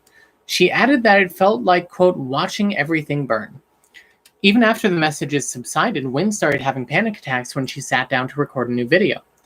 Lockdown was in full swing, and she had nowhere else to direct her thoughts. She said she would, quote, just sit at home and cry and be afraid.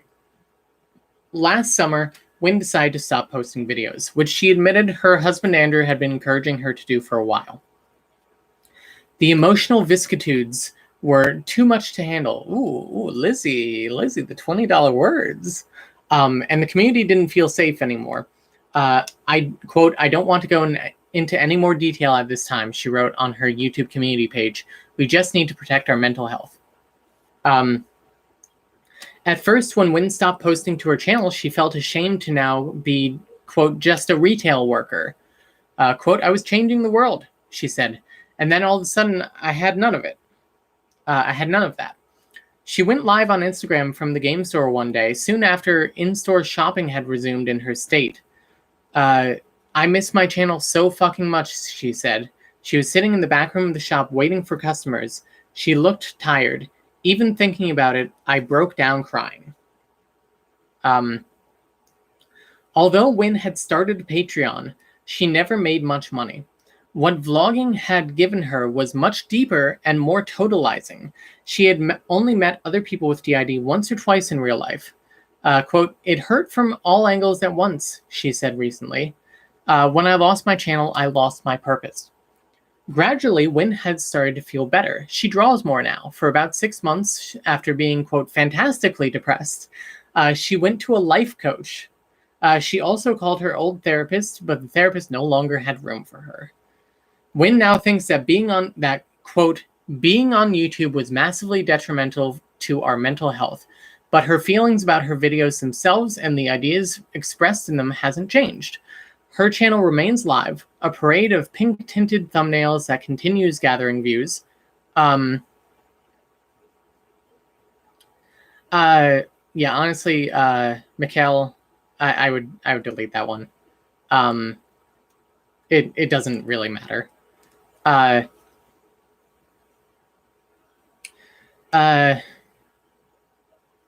Wynn expects to remain multiple for the rest of her life. She wouldn't have entered this frame of mind without the influence of other DID content creators, she told me. Her therapist had advocated fusion. It was all her husband knew to recommend as well.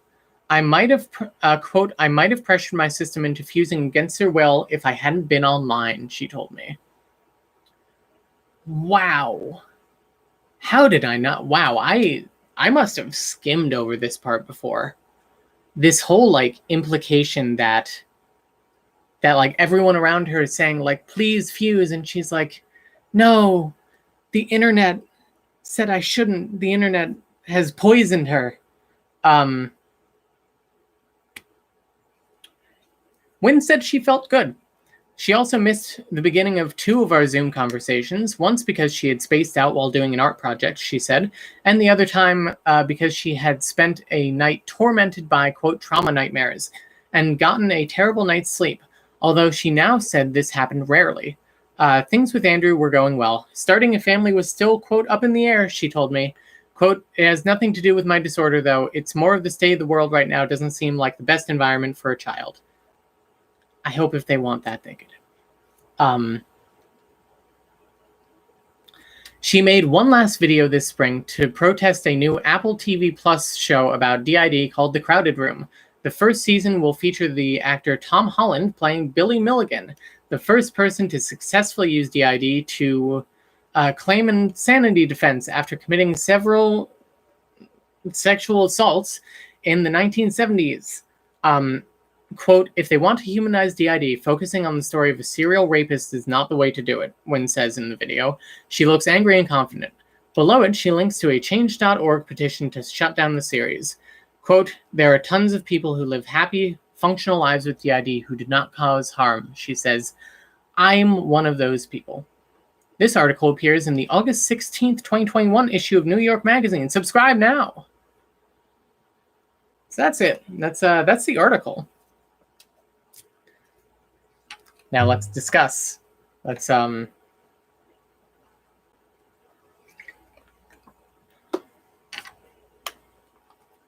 and with regards to The Crowded Room, nobody's gonna fucking see it. It's on Apple TV Plus, and it's coming out in like a year or something. No one's gonna see it. Yeah, hit that like button if you hate this article.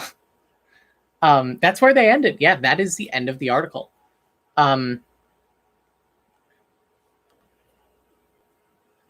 I love how YouTubers get shit for sensationalizing quote-unquote DID, and then Hollywood pumps out and Everyone with DID is a Murderer movie twice a year. Yep. All right, so first, let's talk about the emails that I sent to Lizzie after we found out we weren't in the article. This was the same day. I said, "Hi, Lizzie. We also hope you're well. We're very sad to hear that nothing from our conversations, there is no analysis or anything, but I did want to emphasize there was more than one conversation. We'll be making it in. Though we understand as creators ourselves that hard choices have to be made, especially when it's out of your direct control.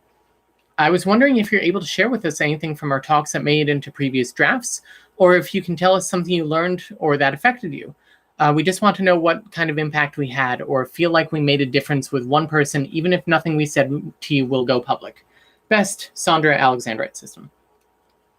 She said, she replied the next day, hey, yes, I'm really sorry to be the bearer of disappointing news. I really appreciate hearing you talk in detail about how much work goes into your videos, and you really helped me understand how much online content could help people with DID both recognize and make sense of their symptoms, as well as how frustrating therapy could be with people who didn't understand the disorder or how to treat it. You also really helped me understand how common and complex the intersection between transness and multiplicity is. I went on to research that more, and again, although that didn't end up being a part of the story, it was very important to my understanding. I hope this is helpful to know, and I hope you are all doing well. Let me know if you have any more questions or anything else I can help with, answer, etc. Very best, Lizzie. I said, thank you for saying that. Or Claudia said, thank you for saying that. I'm glad that we could help you better understand what we go through and give you a look into our world. It was nice talking with you. If you need anything, let us know. Claudia Alexandrite. She says, I will. I'm glad to have met you all. Stay well. Best, Lizzie. So then, later that same day, after reading the article, we message her. I'm unfamiliar with this article. When did it get posted? It got posted on Tuesday. And then most people saw it like Wednesday.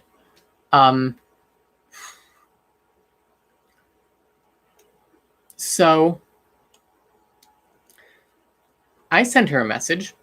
I said, Dear Lizzie, upon reading the article, one thing in particular that bothers me is the fact that you said you weren't going to do the bait and switch thing of getting an expert to say we're not real, which you didn't exactly do, but you certainly did get someone to say that we're all one person, having a DID YouTube channel is unhealthy, and brought doubt if some in the community even have DID.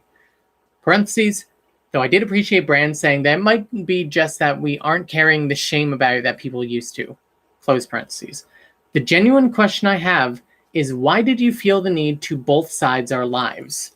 Claudia. Buddy, do you need out? Are you scared of the scary box outside the door? Yeah, hang on. He's making this stance of like he's trying to jump through, but he's scared. Hang on a little bit. Here you go. Run.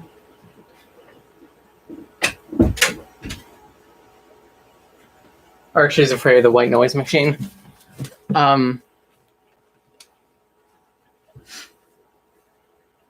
So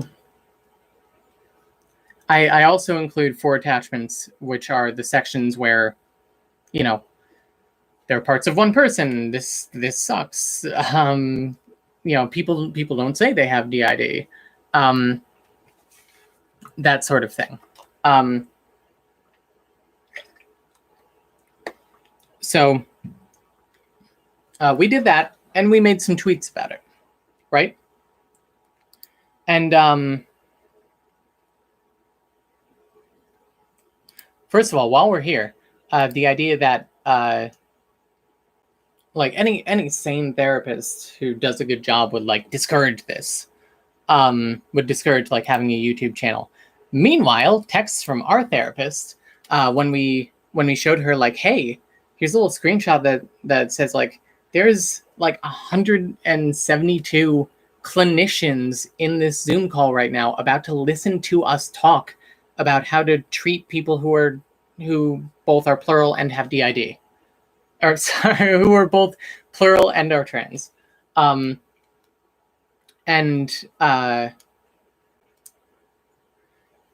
She says, oh, wow, that's a big reach, 172 people. I have exclamation points here. You must be so excited and proud. And he said, yes, and a bit nervous. You should also know that we spend some time talking about the great work that you do with us in this.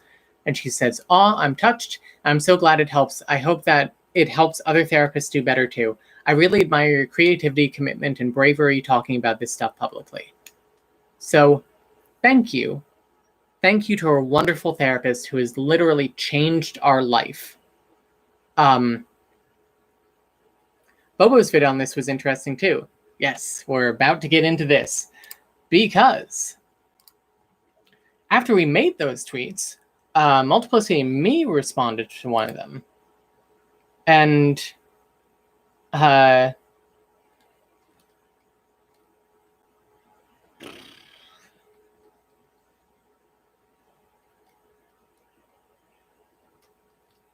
Oh man, I've had so many tweets over the last couple of days that I don't know where it is.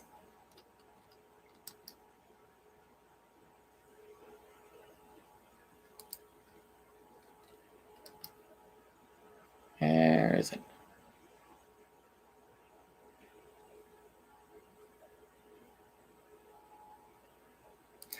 They said, sorry, you guys, it really does suck. In response to us saying, like, we got cut from this article and it kind of sucks. It sucks both that we got cut and the article itself sucks. Feels like they had a clear intention of what they wanted overall, as we didn't even agree to be interviewed, and yet there we were. So infuriating when there's so many other incredible systems that should have had a mention. So, here is where we start learning the other half of this story. Because we messaged, and she they showed us like their emails with the fact checker, and apparently they didn't correct anything that she corrected them on.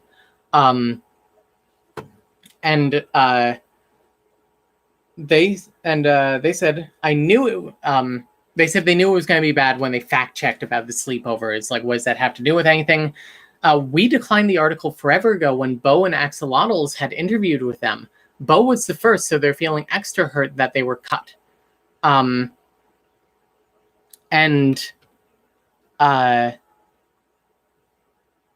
this point, I'm like, oh, I didn't know that Axolotls or Bo were even interviewed, because the two sides of our community don't talk so much, like me and Jess talk a little bit, and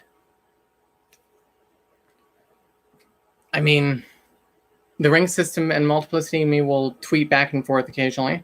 What's a Bo? No, Bobo and Co. B-O.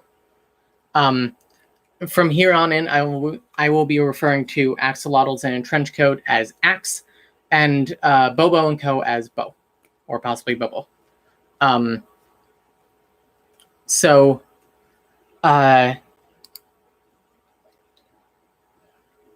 we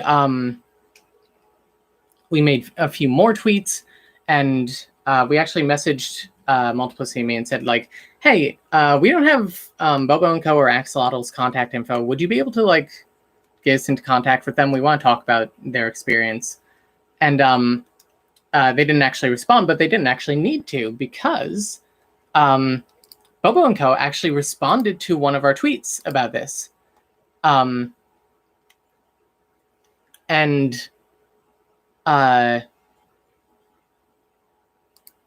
They were like, we got cut from this and it sucks. Where are they? It's August 6th. Ooh, wish I had this organized better. Here it is. They said, honestly, super unhappy with this whole article. So many lines were disgusting. I think for us, it's the fact that Dumb and Dumber are referred to as Nan from California with a nose ring, and Chloe liked makeup and used a ring light. And, we said, like, let me just open it. I said, hey, I heard y'all were interviewed too. Condolences. Feel free to DM us if you want to chat about the experience. We're trying to get a variety of accounts about this. And they said, yes, I believe we were the first approached, but I might be wrong. I was definitely the first out of the DID YouTubers. Were you interviewed? And we said we were. We gave her 2 3-hour interviews, one of which got into some rough stuff, TBH. And they said, sorry, yeah, DM us. And we chatted in DMs for a bit. For the record, we'll establish a timeline for this in a moment.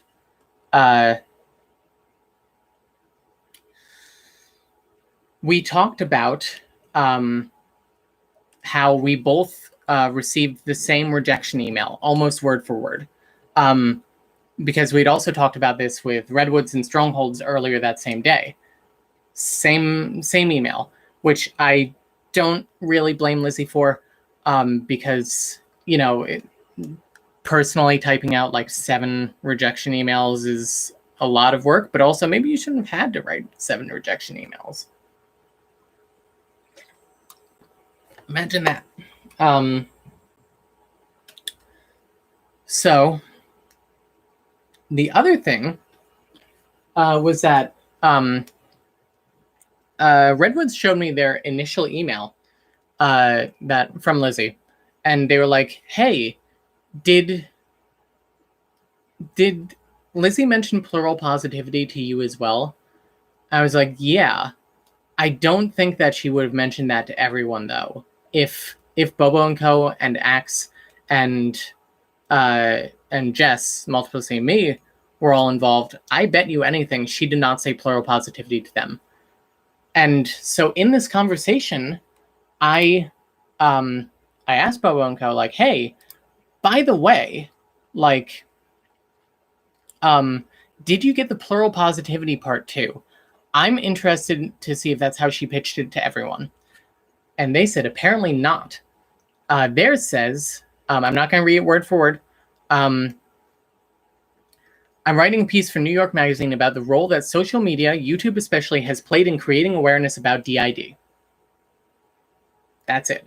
Once again, ours said, I'm a writer working on a piece for New York Magazine about plural positivity and the role that online activism has played in creating awareness about DID, OSTD, and multiplicity. So here is where we start going, wait, what the hell is happening? Because the Redwoods initial one didn't talk about YouTube at all. It talked about activism, because Redwoods don't do YouTube.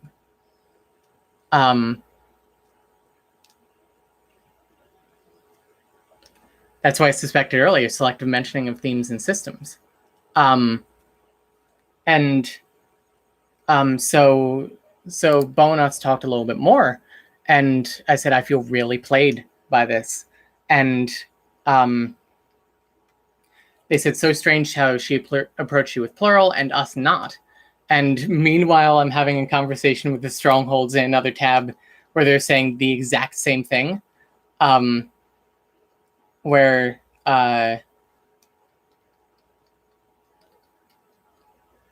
they said, wondering, nope.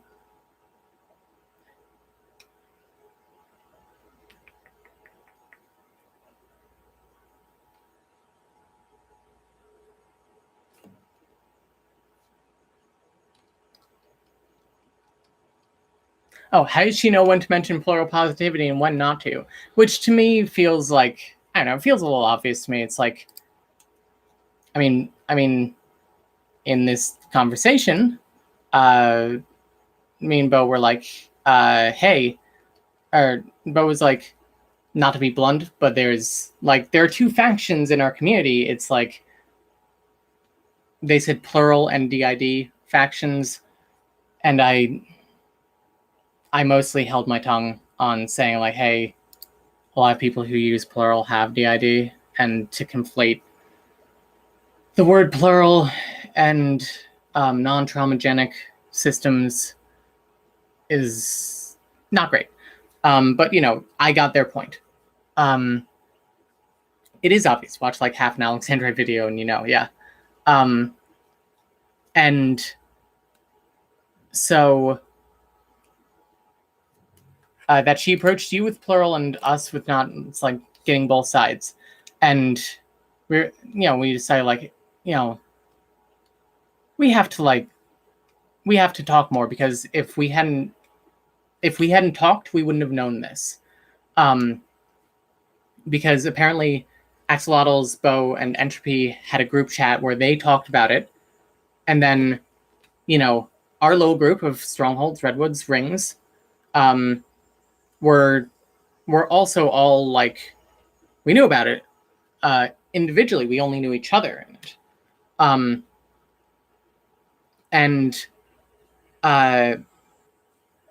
So Bo actually said the only reason that they saw our tweet was because they follow Pixie. Pixie in the chat, theoretically, right now. And they wouldn't have found it if we hadn't been mutuals here. Shopping around for a good story, yeah. And I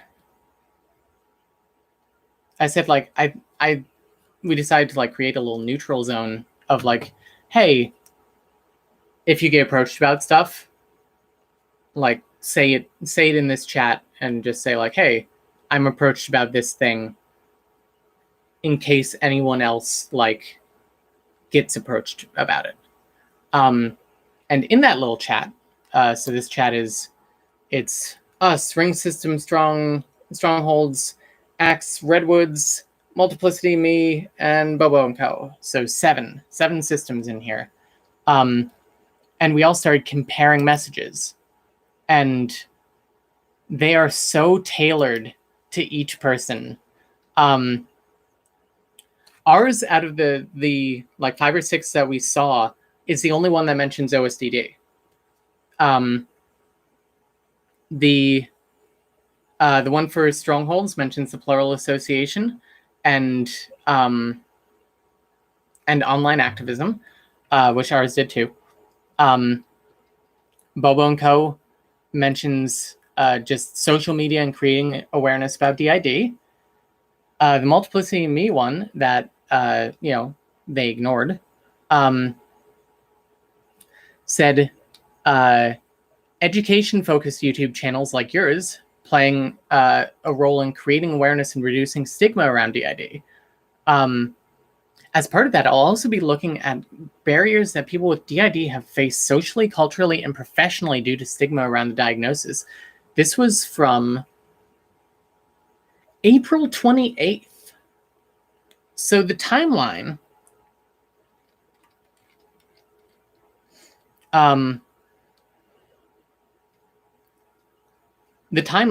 that we know, not the Alexandrites uniting the plural community yet, the Ciscourse ambassador, thanks.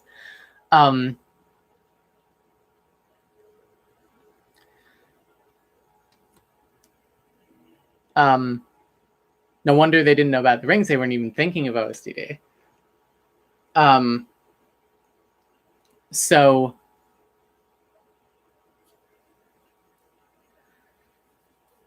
the timeline that we have is that November 2020, or possibly sometime a bit earlier, Lizzie approaches the entropy system about an interview. And then 2 months later, on January 24th, they approach the Strongholds and have a chat with them. And the Strongholds give them some info on some other systems, notably us. I don't know what day the Redwoods were approached, but on somewhere between then and like the end of the month, the Redwoods were approached. On the 27th, we were approached, and on the 28th, Bobo and Co. was approached. And then in April, like 2 months after that, almost 3, Multiplicity and Me is approached, and Axolotls and Trenchcoat are approached. So I would like to read Axolotl and Trenchcoat's thread here word for word. And I'm going to link it in the chat as well and in the description. I don't want to like take words out of their mouth and misquote them or anything, because they have good things to say here. I'm not mad we didn't get quoted in the article. I'm upset as to how we were reached out to and then later discarded. Feelings of tokenization, not gonna lie. Quote, I've been enjoying your videos and commentary and wondered if you'd be up for a conversation about the role that connecting with other systems online has played in your life, and also about your experience as a person of color with DID. Because of course it mentions that. My goal as a writer is to use this piece to help further the destigmatization of DID. A huge part of that will be situating DID historically at an intersection of sexism, racism, and ableism. Unquote. I was reached out to quite a while into the piece from the sounds of it, May literally last as far as we know, which now feels even more like an oh shit, better get a person of color take, POC take for diversity. I only did maybe 2 hours of interviews or less in one call. Again, I'm most upset with feelings that I was only interviewed because I'm a person of color. It just stirs a lot of feelings from stuff last year with Dissociated and a lot of general racism things. It's gotten to me more than I expected. Quote, the short answer to your question about whether other people of color with DID are quoted is no. No one in the piece is speaking directly to the experience of being a person of color with DID. In the piece, I do note that among people with DID who are misdiagnosed, people of color are much more likely to be misdiagnosed as having psychosis or schizophrenia because of the way those disorders are routinely overdiagnosed in non-white populations, which is true, and it is in the article. I hope that will get at least a little bit at how different the experiences of people of color with DID can be from white people with DID. I get that the article is about, unquote, I get that the article is about DID, but if you specifically come to me and others under the false pretense of wanting to discuss intersectionality online, then of course it's saddening. But I might be being super sensitive. Quote, a lot of the historical and cultural context I'd originally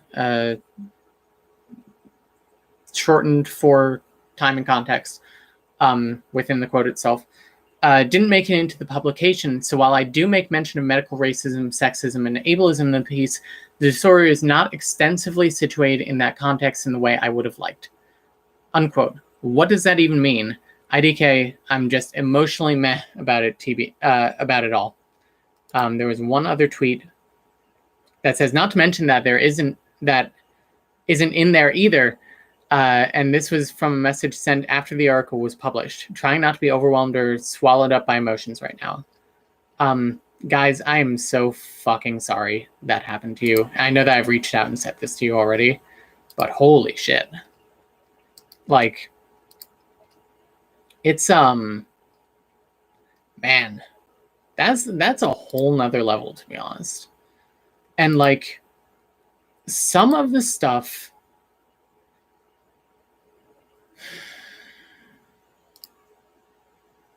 Okay, and here is where I make an effort to be very fair to Lizzie. My effort to be fair to Lizzie here is that there are 3 possibilities of what happened with this article. Maybe 4. We'll see when we get there. One is that Lizzie genuinely wanted to write a good article and was told to focus it down more and ended up just focusing on the entropy system and dropped everything else. Still bad, but a little understandable. Number 2.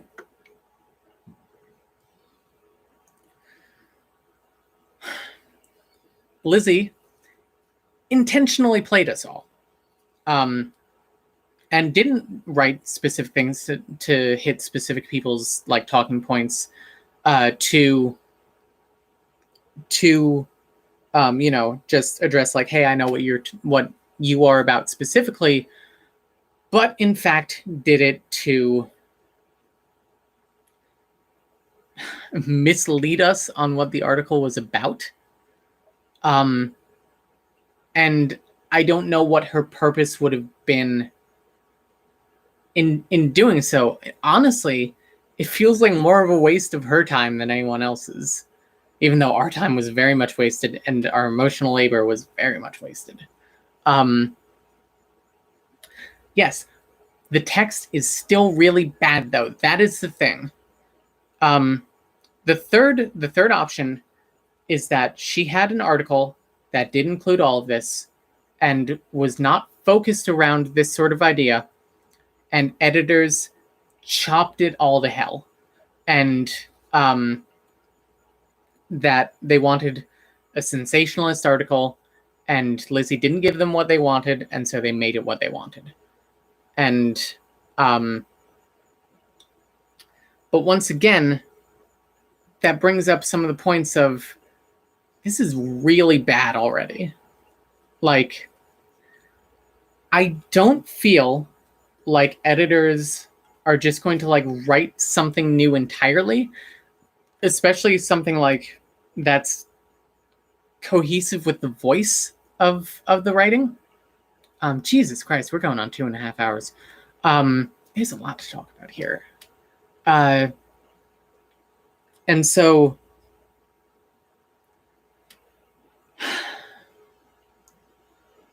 bottom line, media is run by corporations. They don't care about people, only ad revenue. Yes, but Lizzie is a freelance journalist, pardon. And she did pitch this to them. So I don't know what she pitched. We can't know, to be honest. And possibility 4 or 5. Lacey shopped around for different systems to talk about, intending to pick one, presented them to her editor to write about. The editor picked the entropy system. Also a possibility. I guess the other one is that Lizzie didn't know what this article was going to end up being about, really. And it turned out to be about the entropy system. She kind of found it as she went.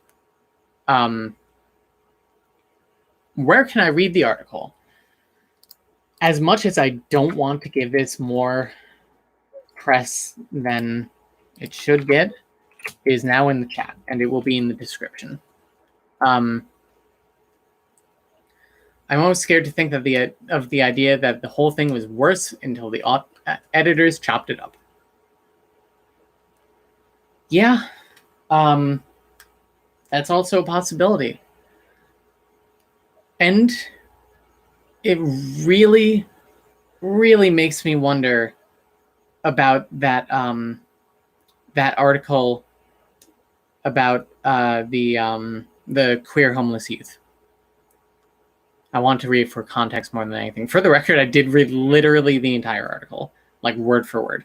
There could be more harmful details that didn't talk about what Lowenstein. Oh yeah, Lowenstein. We found out because we looked up who this guy is. In addition to writing a bunch of articles about like disproving myths around DID and some shit. And by articles, I mean like publications in journals. He also wrote an article titled, nope, that's not the right one. An article titled Firebug, Dissociative Identity Disorder, Malingering, or an Intensive Case Study of an Arsonist.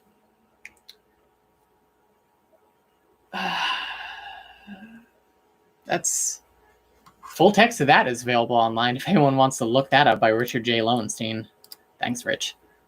I want to read the Queer Homeless Youth article. That's my life right now. I would look up, let me see if I can find it. He's one of the main doctors at one of the best inpatient programs for DID. It makes me sick to think about. And that's just why. Would be Fidelson.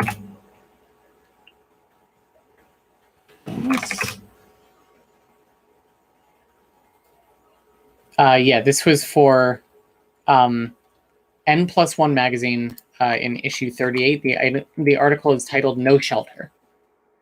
I'm linking it in the chat as well.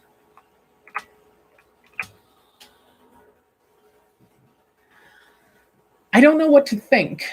I sincerely really want to believe that Lizzie is a good person who maybe just wrote a shitty article without realizing how shitty it was.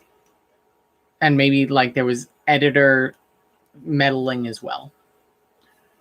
Because I talked with her a lot and she was nice. She was personable. She was empathetic.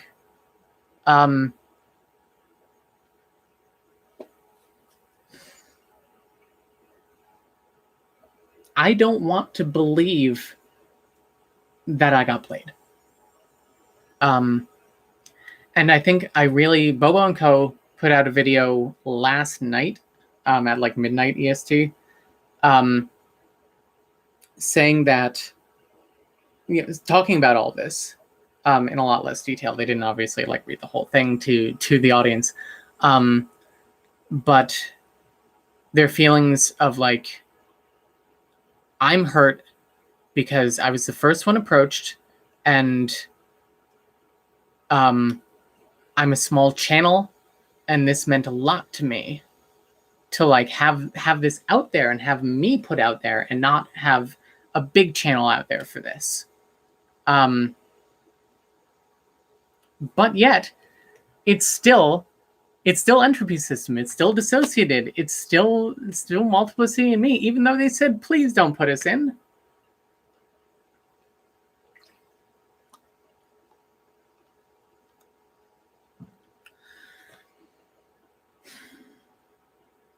And I agree. And their sentiment of like, hey, of like, you know, we made our channel because we wanted it to not just be multiplicity in me. And like, very much, we got the kinship here. I'm very much I like Bobo and Co. I've not really like interacted with them before at all. Like I've watched a few videos on their channel and I've liked it. But they're never somebody I've like actively followed or like followed on social media or anything.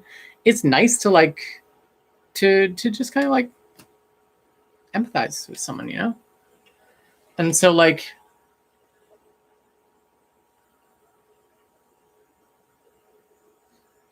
in an attempt to add fairness towards Lizzie, it sounds like the rabbit hole may have gotten a lot deeper than she expected, and she just had too much for one article. I still hate the end product, though. Yeah, that's the thing. With anything where it's like, it's not Lizzie's fault, it's still Lizzie's fault. Because the article still feels so, like, condescending and, like, so disbelieving. It really feels like she spoke to a ton of people in the community, and then she believed the experts. And not even that the experts like disbelieve the idea, they disbelieve that the idea of healthy multiplicity is healthy. They disbelieve that having a YouTube channel and seeking this community is unhealthy.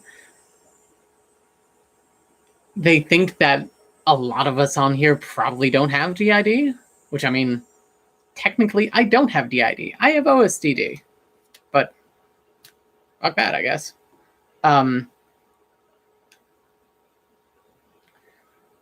So I sent that message to Lizzie, and she never responded.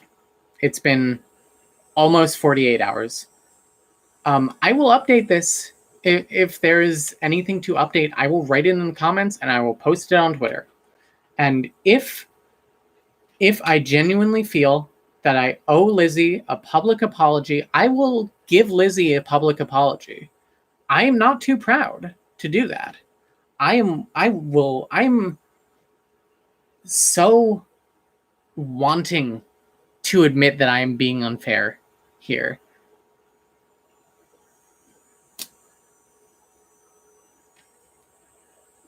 I mean, what the fuck do I say here, you know?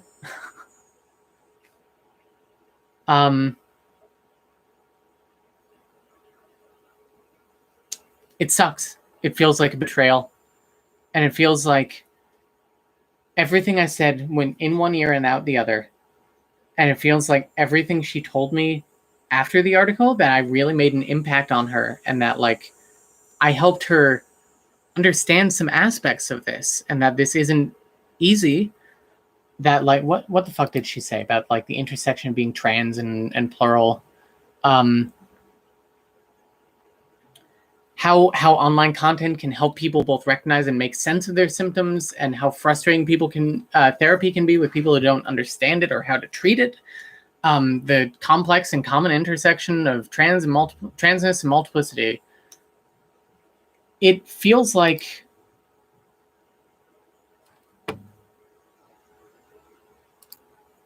you didn't. It really hurts my feelings. And that's, you know,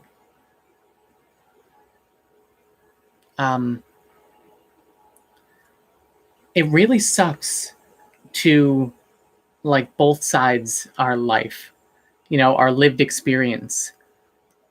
When someone is giving you their lived experience, why do you feel the need to go to someone who does not have DID, who does not have that life experience, but who studies, essentially, because I'm mostly talking about Lowenstein. Brand and the rest of them can piss off mostly. But like when you go to these people who like don't have that lived experience and only have experience like talking with a lot of these people and really forcing their own methods on these people, whether or not they want it, it hurts. It sincerely hurts. If your article is about systems who make YouTube videos and whether or not that's helpful or harmful, why on earth wouldn't you include diverse quotes from those systems about their own experiences, or maybe even try interviewing therapists working with them about their own take? I wish with all my heart, starting the Dragon Tales theme in my head here, that she'd reached out to our therapist. I really wish that she had done that, because our therapist would have had so much to say, and so much good to say, and so much about like how we're doing good work. I think we're doing good work. She thinks we're doing good work. There are 50 of you here. Somebody thinks we're doing good work, I hope. It's like,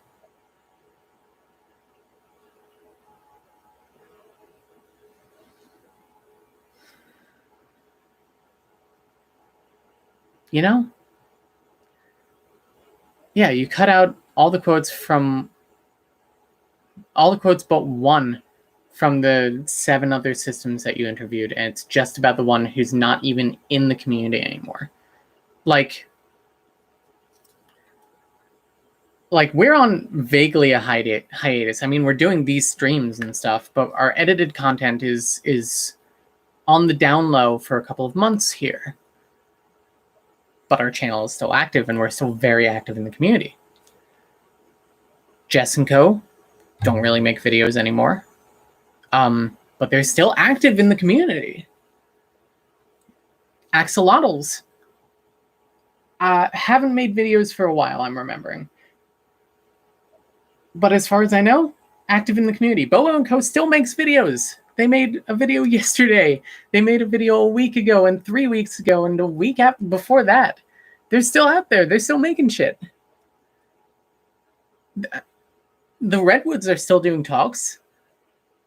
The Strongholds are doing the fucking Plural Association. The Ring System is doing in-person activism, talks, and like doing historical research on systems and about like so much. Axolotls has been daily vlogging. And yet, out of all of those, you went with Multiplicity and Me, who I said was a fine choice before, but who turned you down. And Entropy System, who no longer makes videos, deleted all of their social media, is not active in their Discord, their like Patreon Discord, does not do anything with their Patreon anymore, and is not. They will always be part of this community because they are a system. But they're not an active part of this community anymore. They're not here. This is the most that people have heard from them in months. And honestly, good for them. Like, this was not healthy for them.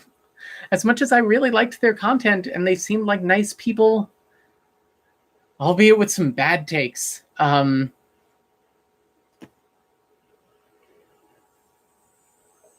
They're not here.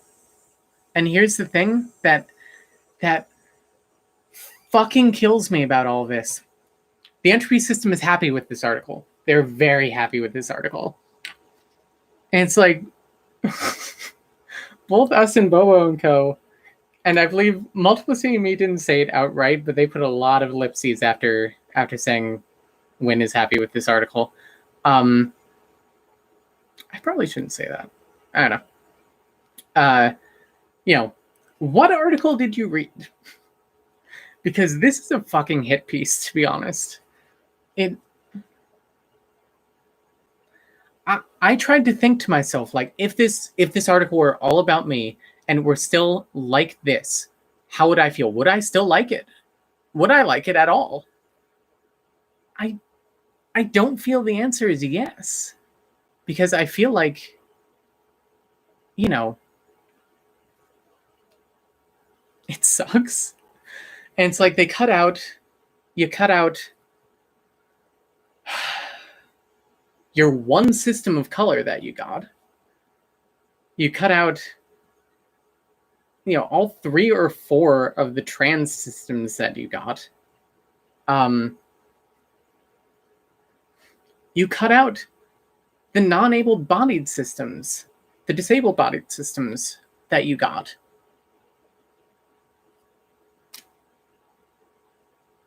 You have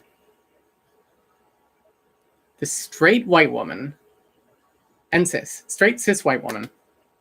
I know that's reductionist to, the idea of like, they're multiple people. They are multiple people. Or they're parts, however they want to say it, but they are multiple entities in a cis white woman's body. Straight, too. Well, they might be queer. I forget. Sure, Win likes it, but does Daniel, Kim, etc.? They were pretty harsh on everyone else in that system. They certainly were.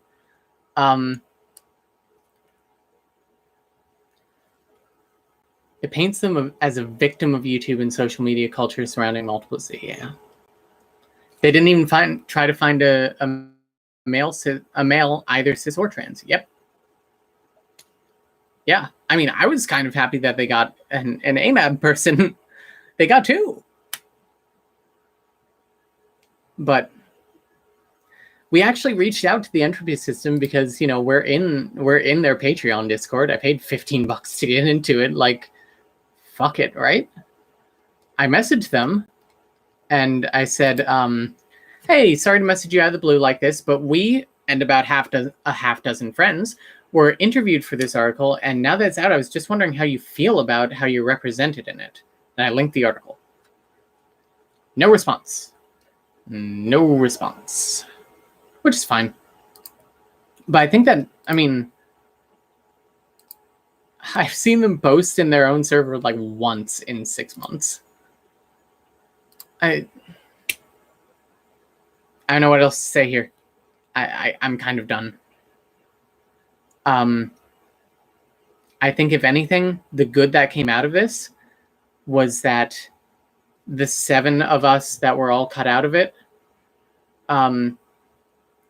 we got to talk, and we don't see eye to eye on everything. I had to actually like go to a couple of these people and be like, hey, this one person needs to be in this group DM, but either you have them blocked or they have you blocked. I'm trying to figure out which it is and ask you nicely, can you unblock them? And like, they did. And they were like, we had a thing, like we had a disagreement or some shit like 3 years ago. And I don't know, but they seem pretty willing to put it aside for a bit. I think that's nice. I think it's nice.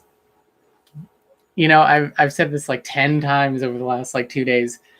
There's a scene in Shrek 2 where there's a little family dinner with the royalty and Shrek and Donkey, and Shrek and Fiona's father are having like this passive aggressive argument across the table from each other, and like messily eating, and like shit's flying across the table. And Fiona's mother is like, "It's so lovely to have the family together for dinner." And that's how I feel. Like everyone is just like so upset about this article and is so like united in that upsetness that I'm like, it's so lovely to see the community come together. God damn. Like, you guys are making a difference to all of us, and to when you do presentations for 200 clinicians, that's huge. The number of systems and people you've positively affected is in the tens of thousands by now. Thank you. I appreciate that, guys. More interviewees probably exist. Yeah. If you were interviewed for this and you are not one of the like 7 people that I just mentioned, reach out to me, please. I want to know your experience. You can be anonymous when we talk about this if you want. I will completely respect your privacy. I was about to say this, even though it was about the article, it was actually pretty cool to see so many of y'all interacting on the timeline. Yeah. It's cool. So, thanks, Lizzie. Lizzie single-handedly ending the Genic Wars.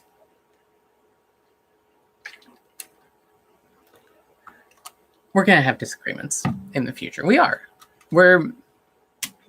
The reason we have YouTube channels is because we have big personalities and we're opinionated people. Or at least I feel. I wonder if Lizzie reached anyone on TikTok. Now, I feel like this was more on YouTube. Anyone on TikTok, though? Man, that's something. I know Giannu's system didn't get reached out to, and they have a decent following on DID TikTok. But, you know, we're going to have disagreements in the future. But I hope that we can all, like, keep it civil and not personal. You know? Like, I want a community that doesn't rip itself apart every like 4 days. You know?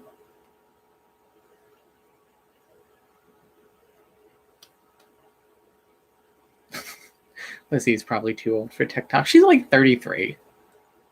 It's not that old.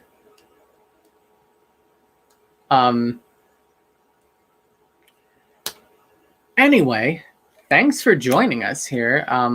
Like the stream if you've liked the stream and you haven't done that already. It really helps out the channel. This is literally the biggest stream that we've ever done. I love it and I hate it. I'm really glad that I got to get this out, and I got to get all these sides out. I really hope I didn't like violate anyone's like privacy or trust here by saying some of these things. In sharing these things, I shared what I felt was okay to share.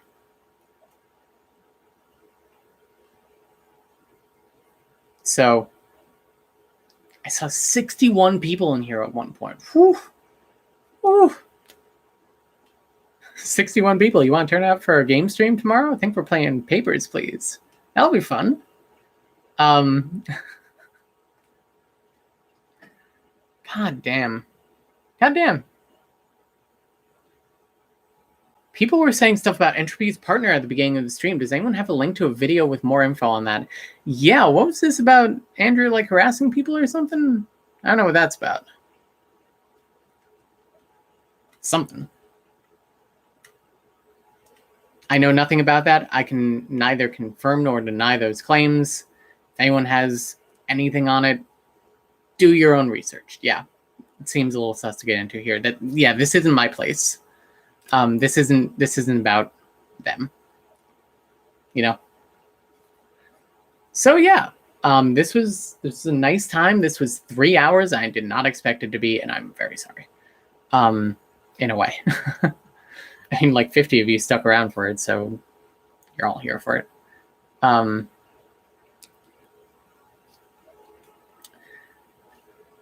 Do you want to drop your server link? Yeah, sure. If you guys want a community to come to, we have a server with the Ring System, a Discord server, and it's nice. I really enjoy the community that we have there. Good people, good times. There you go. That should be good for about 72 hours. It is in the chat. Yeah. So yeah, thank you. Thank you for being a part of this community. Thank you for being here. Thank you for caring. Thank you for caring about us. Thank you for caring about this community at large. It is just wonderful to be a part of this. I get emotional talking about it.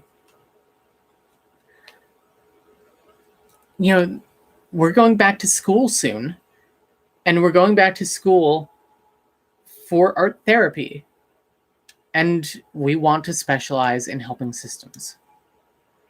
And that's because of the work that we've done here, and because of the experiences that you've shared, and because of the experiences that everyone in this community has shared, and the struggles that they've shared. And I want to continue helping systems for the rest of our goddamn life. And that is what the community is to me. It is systems helping systems.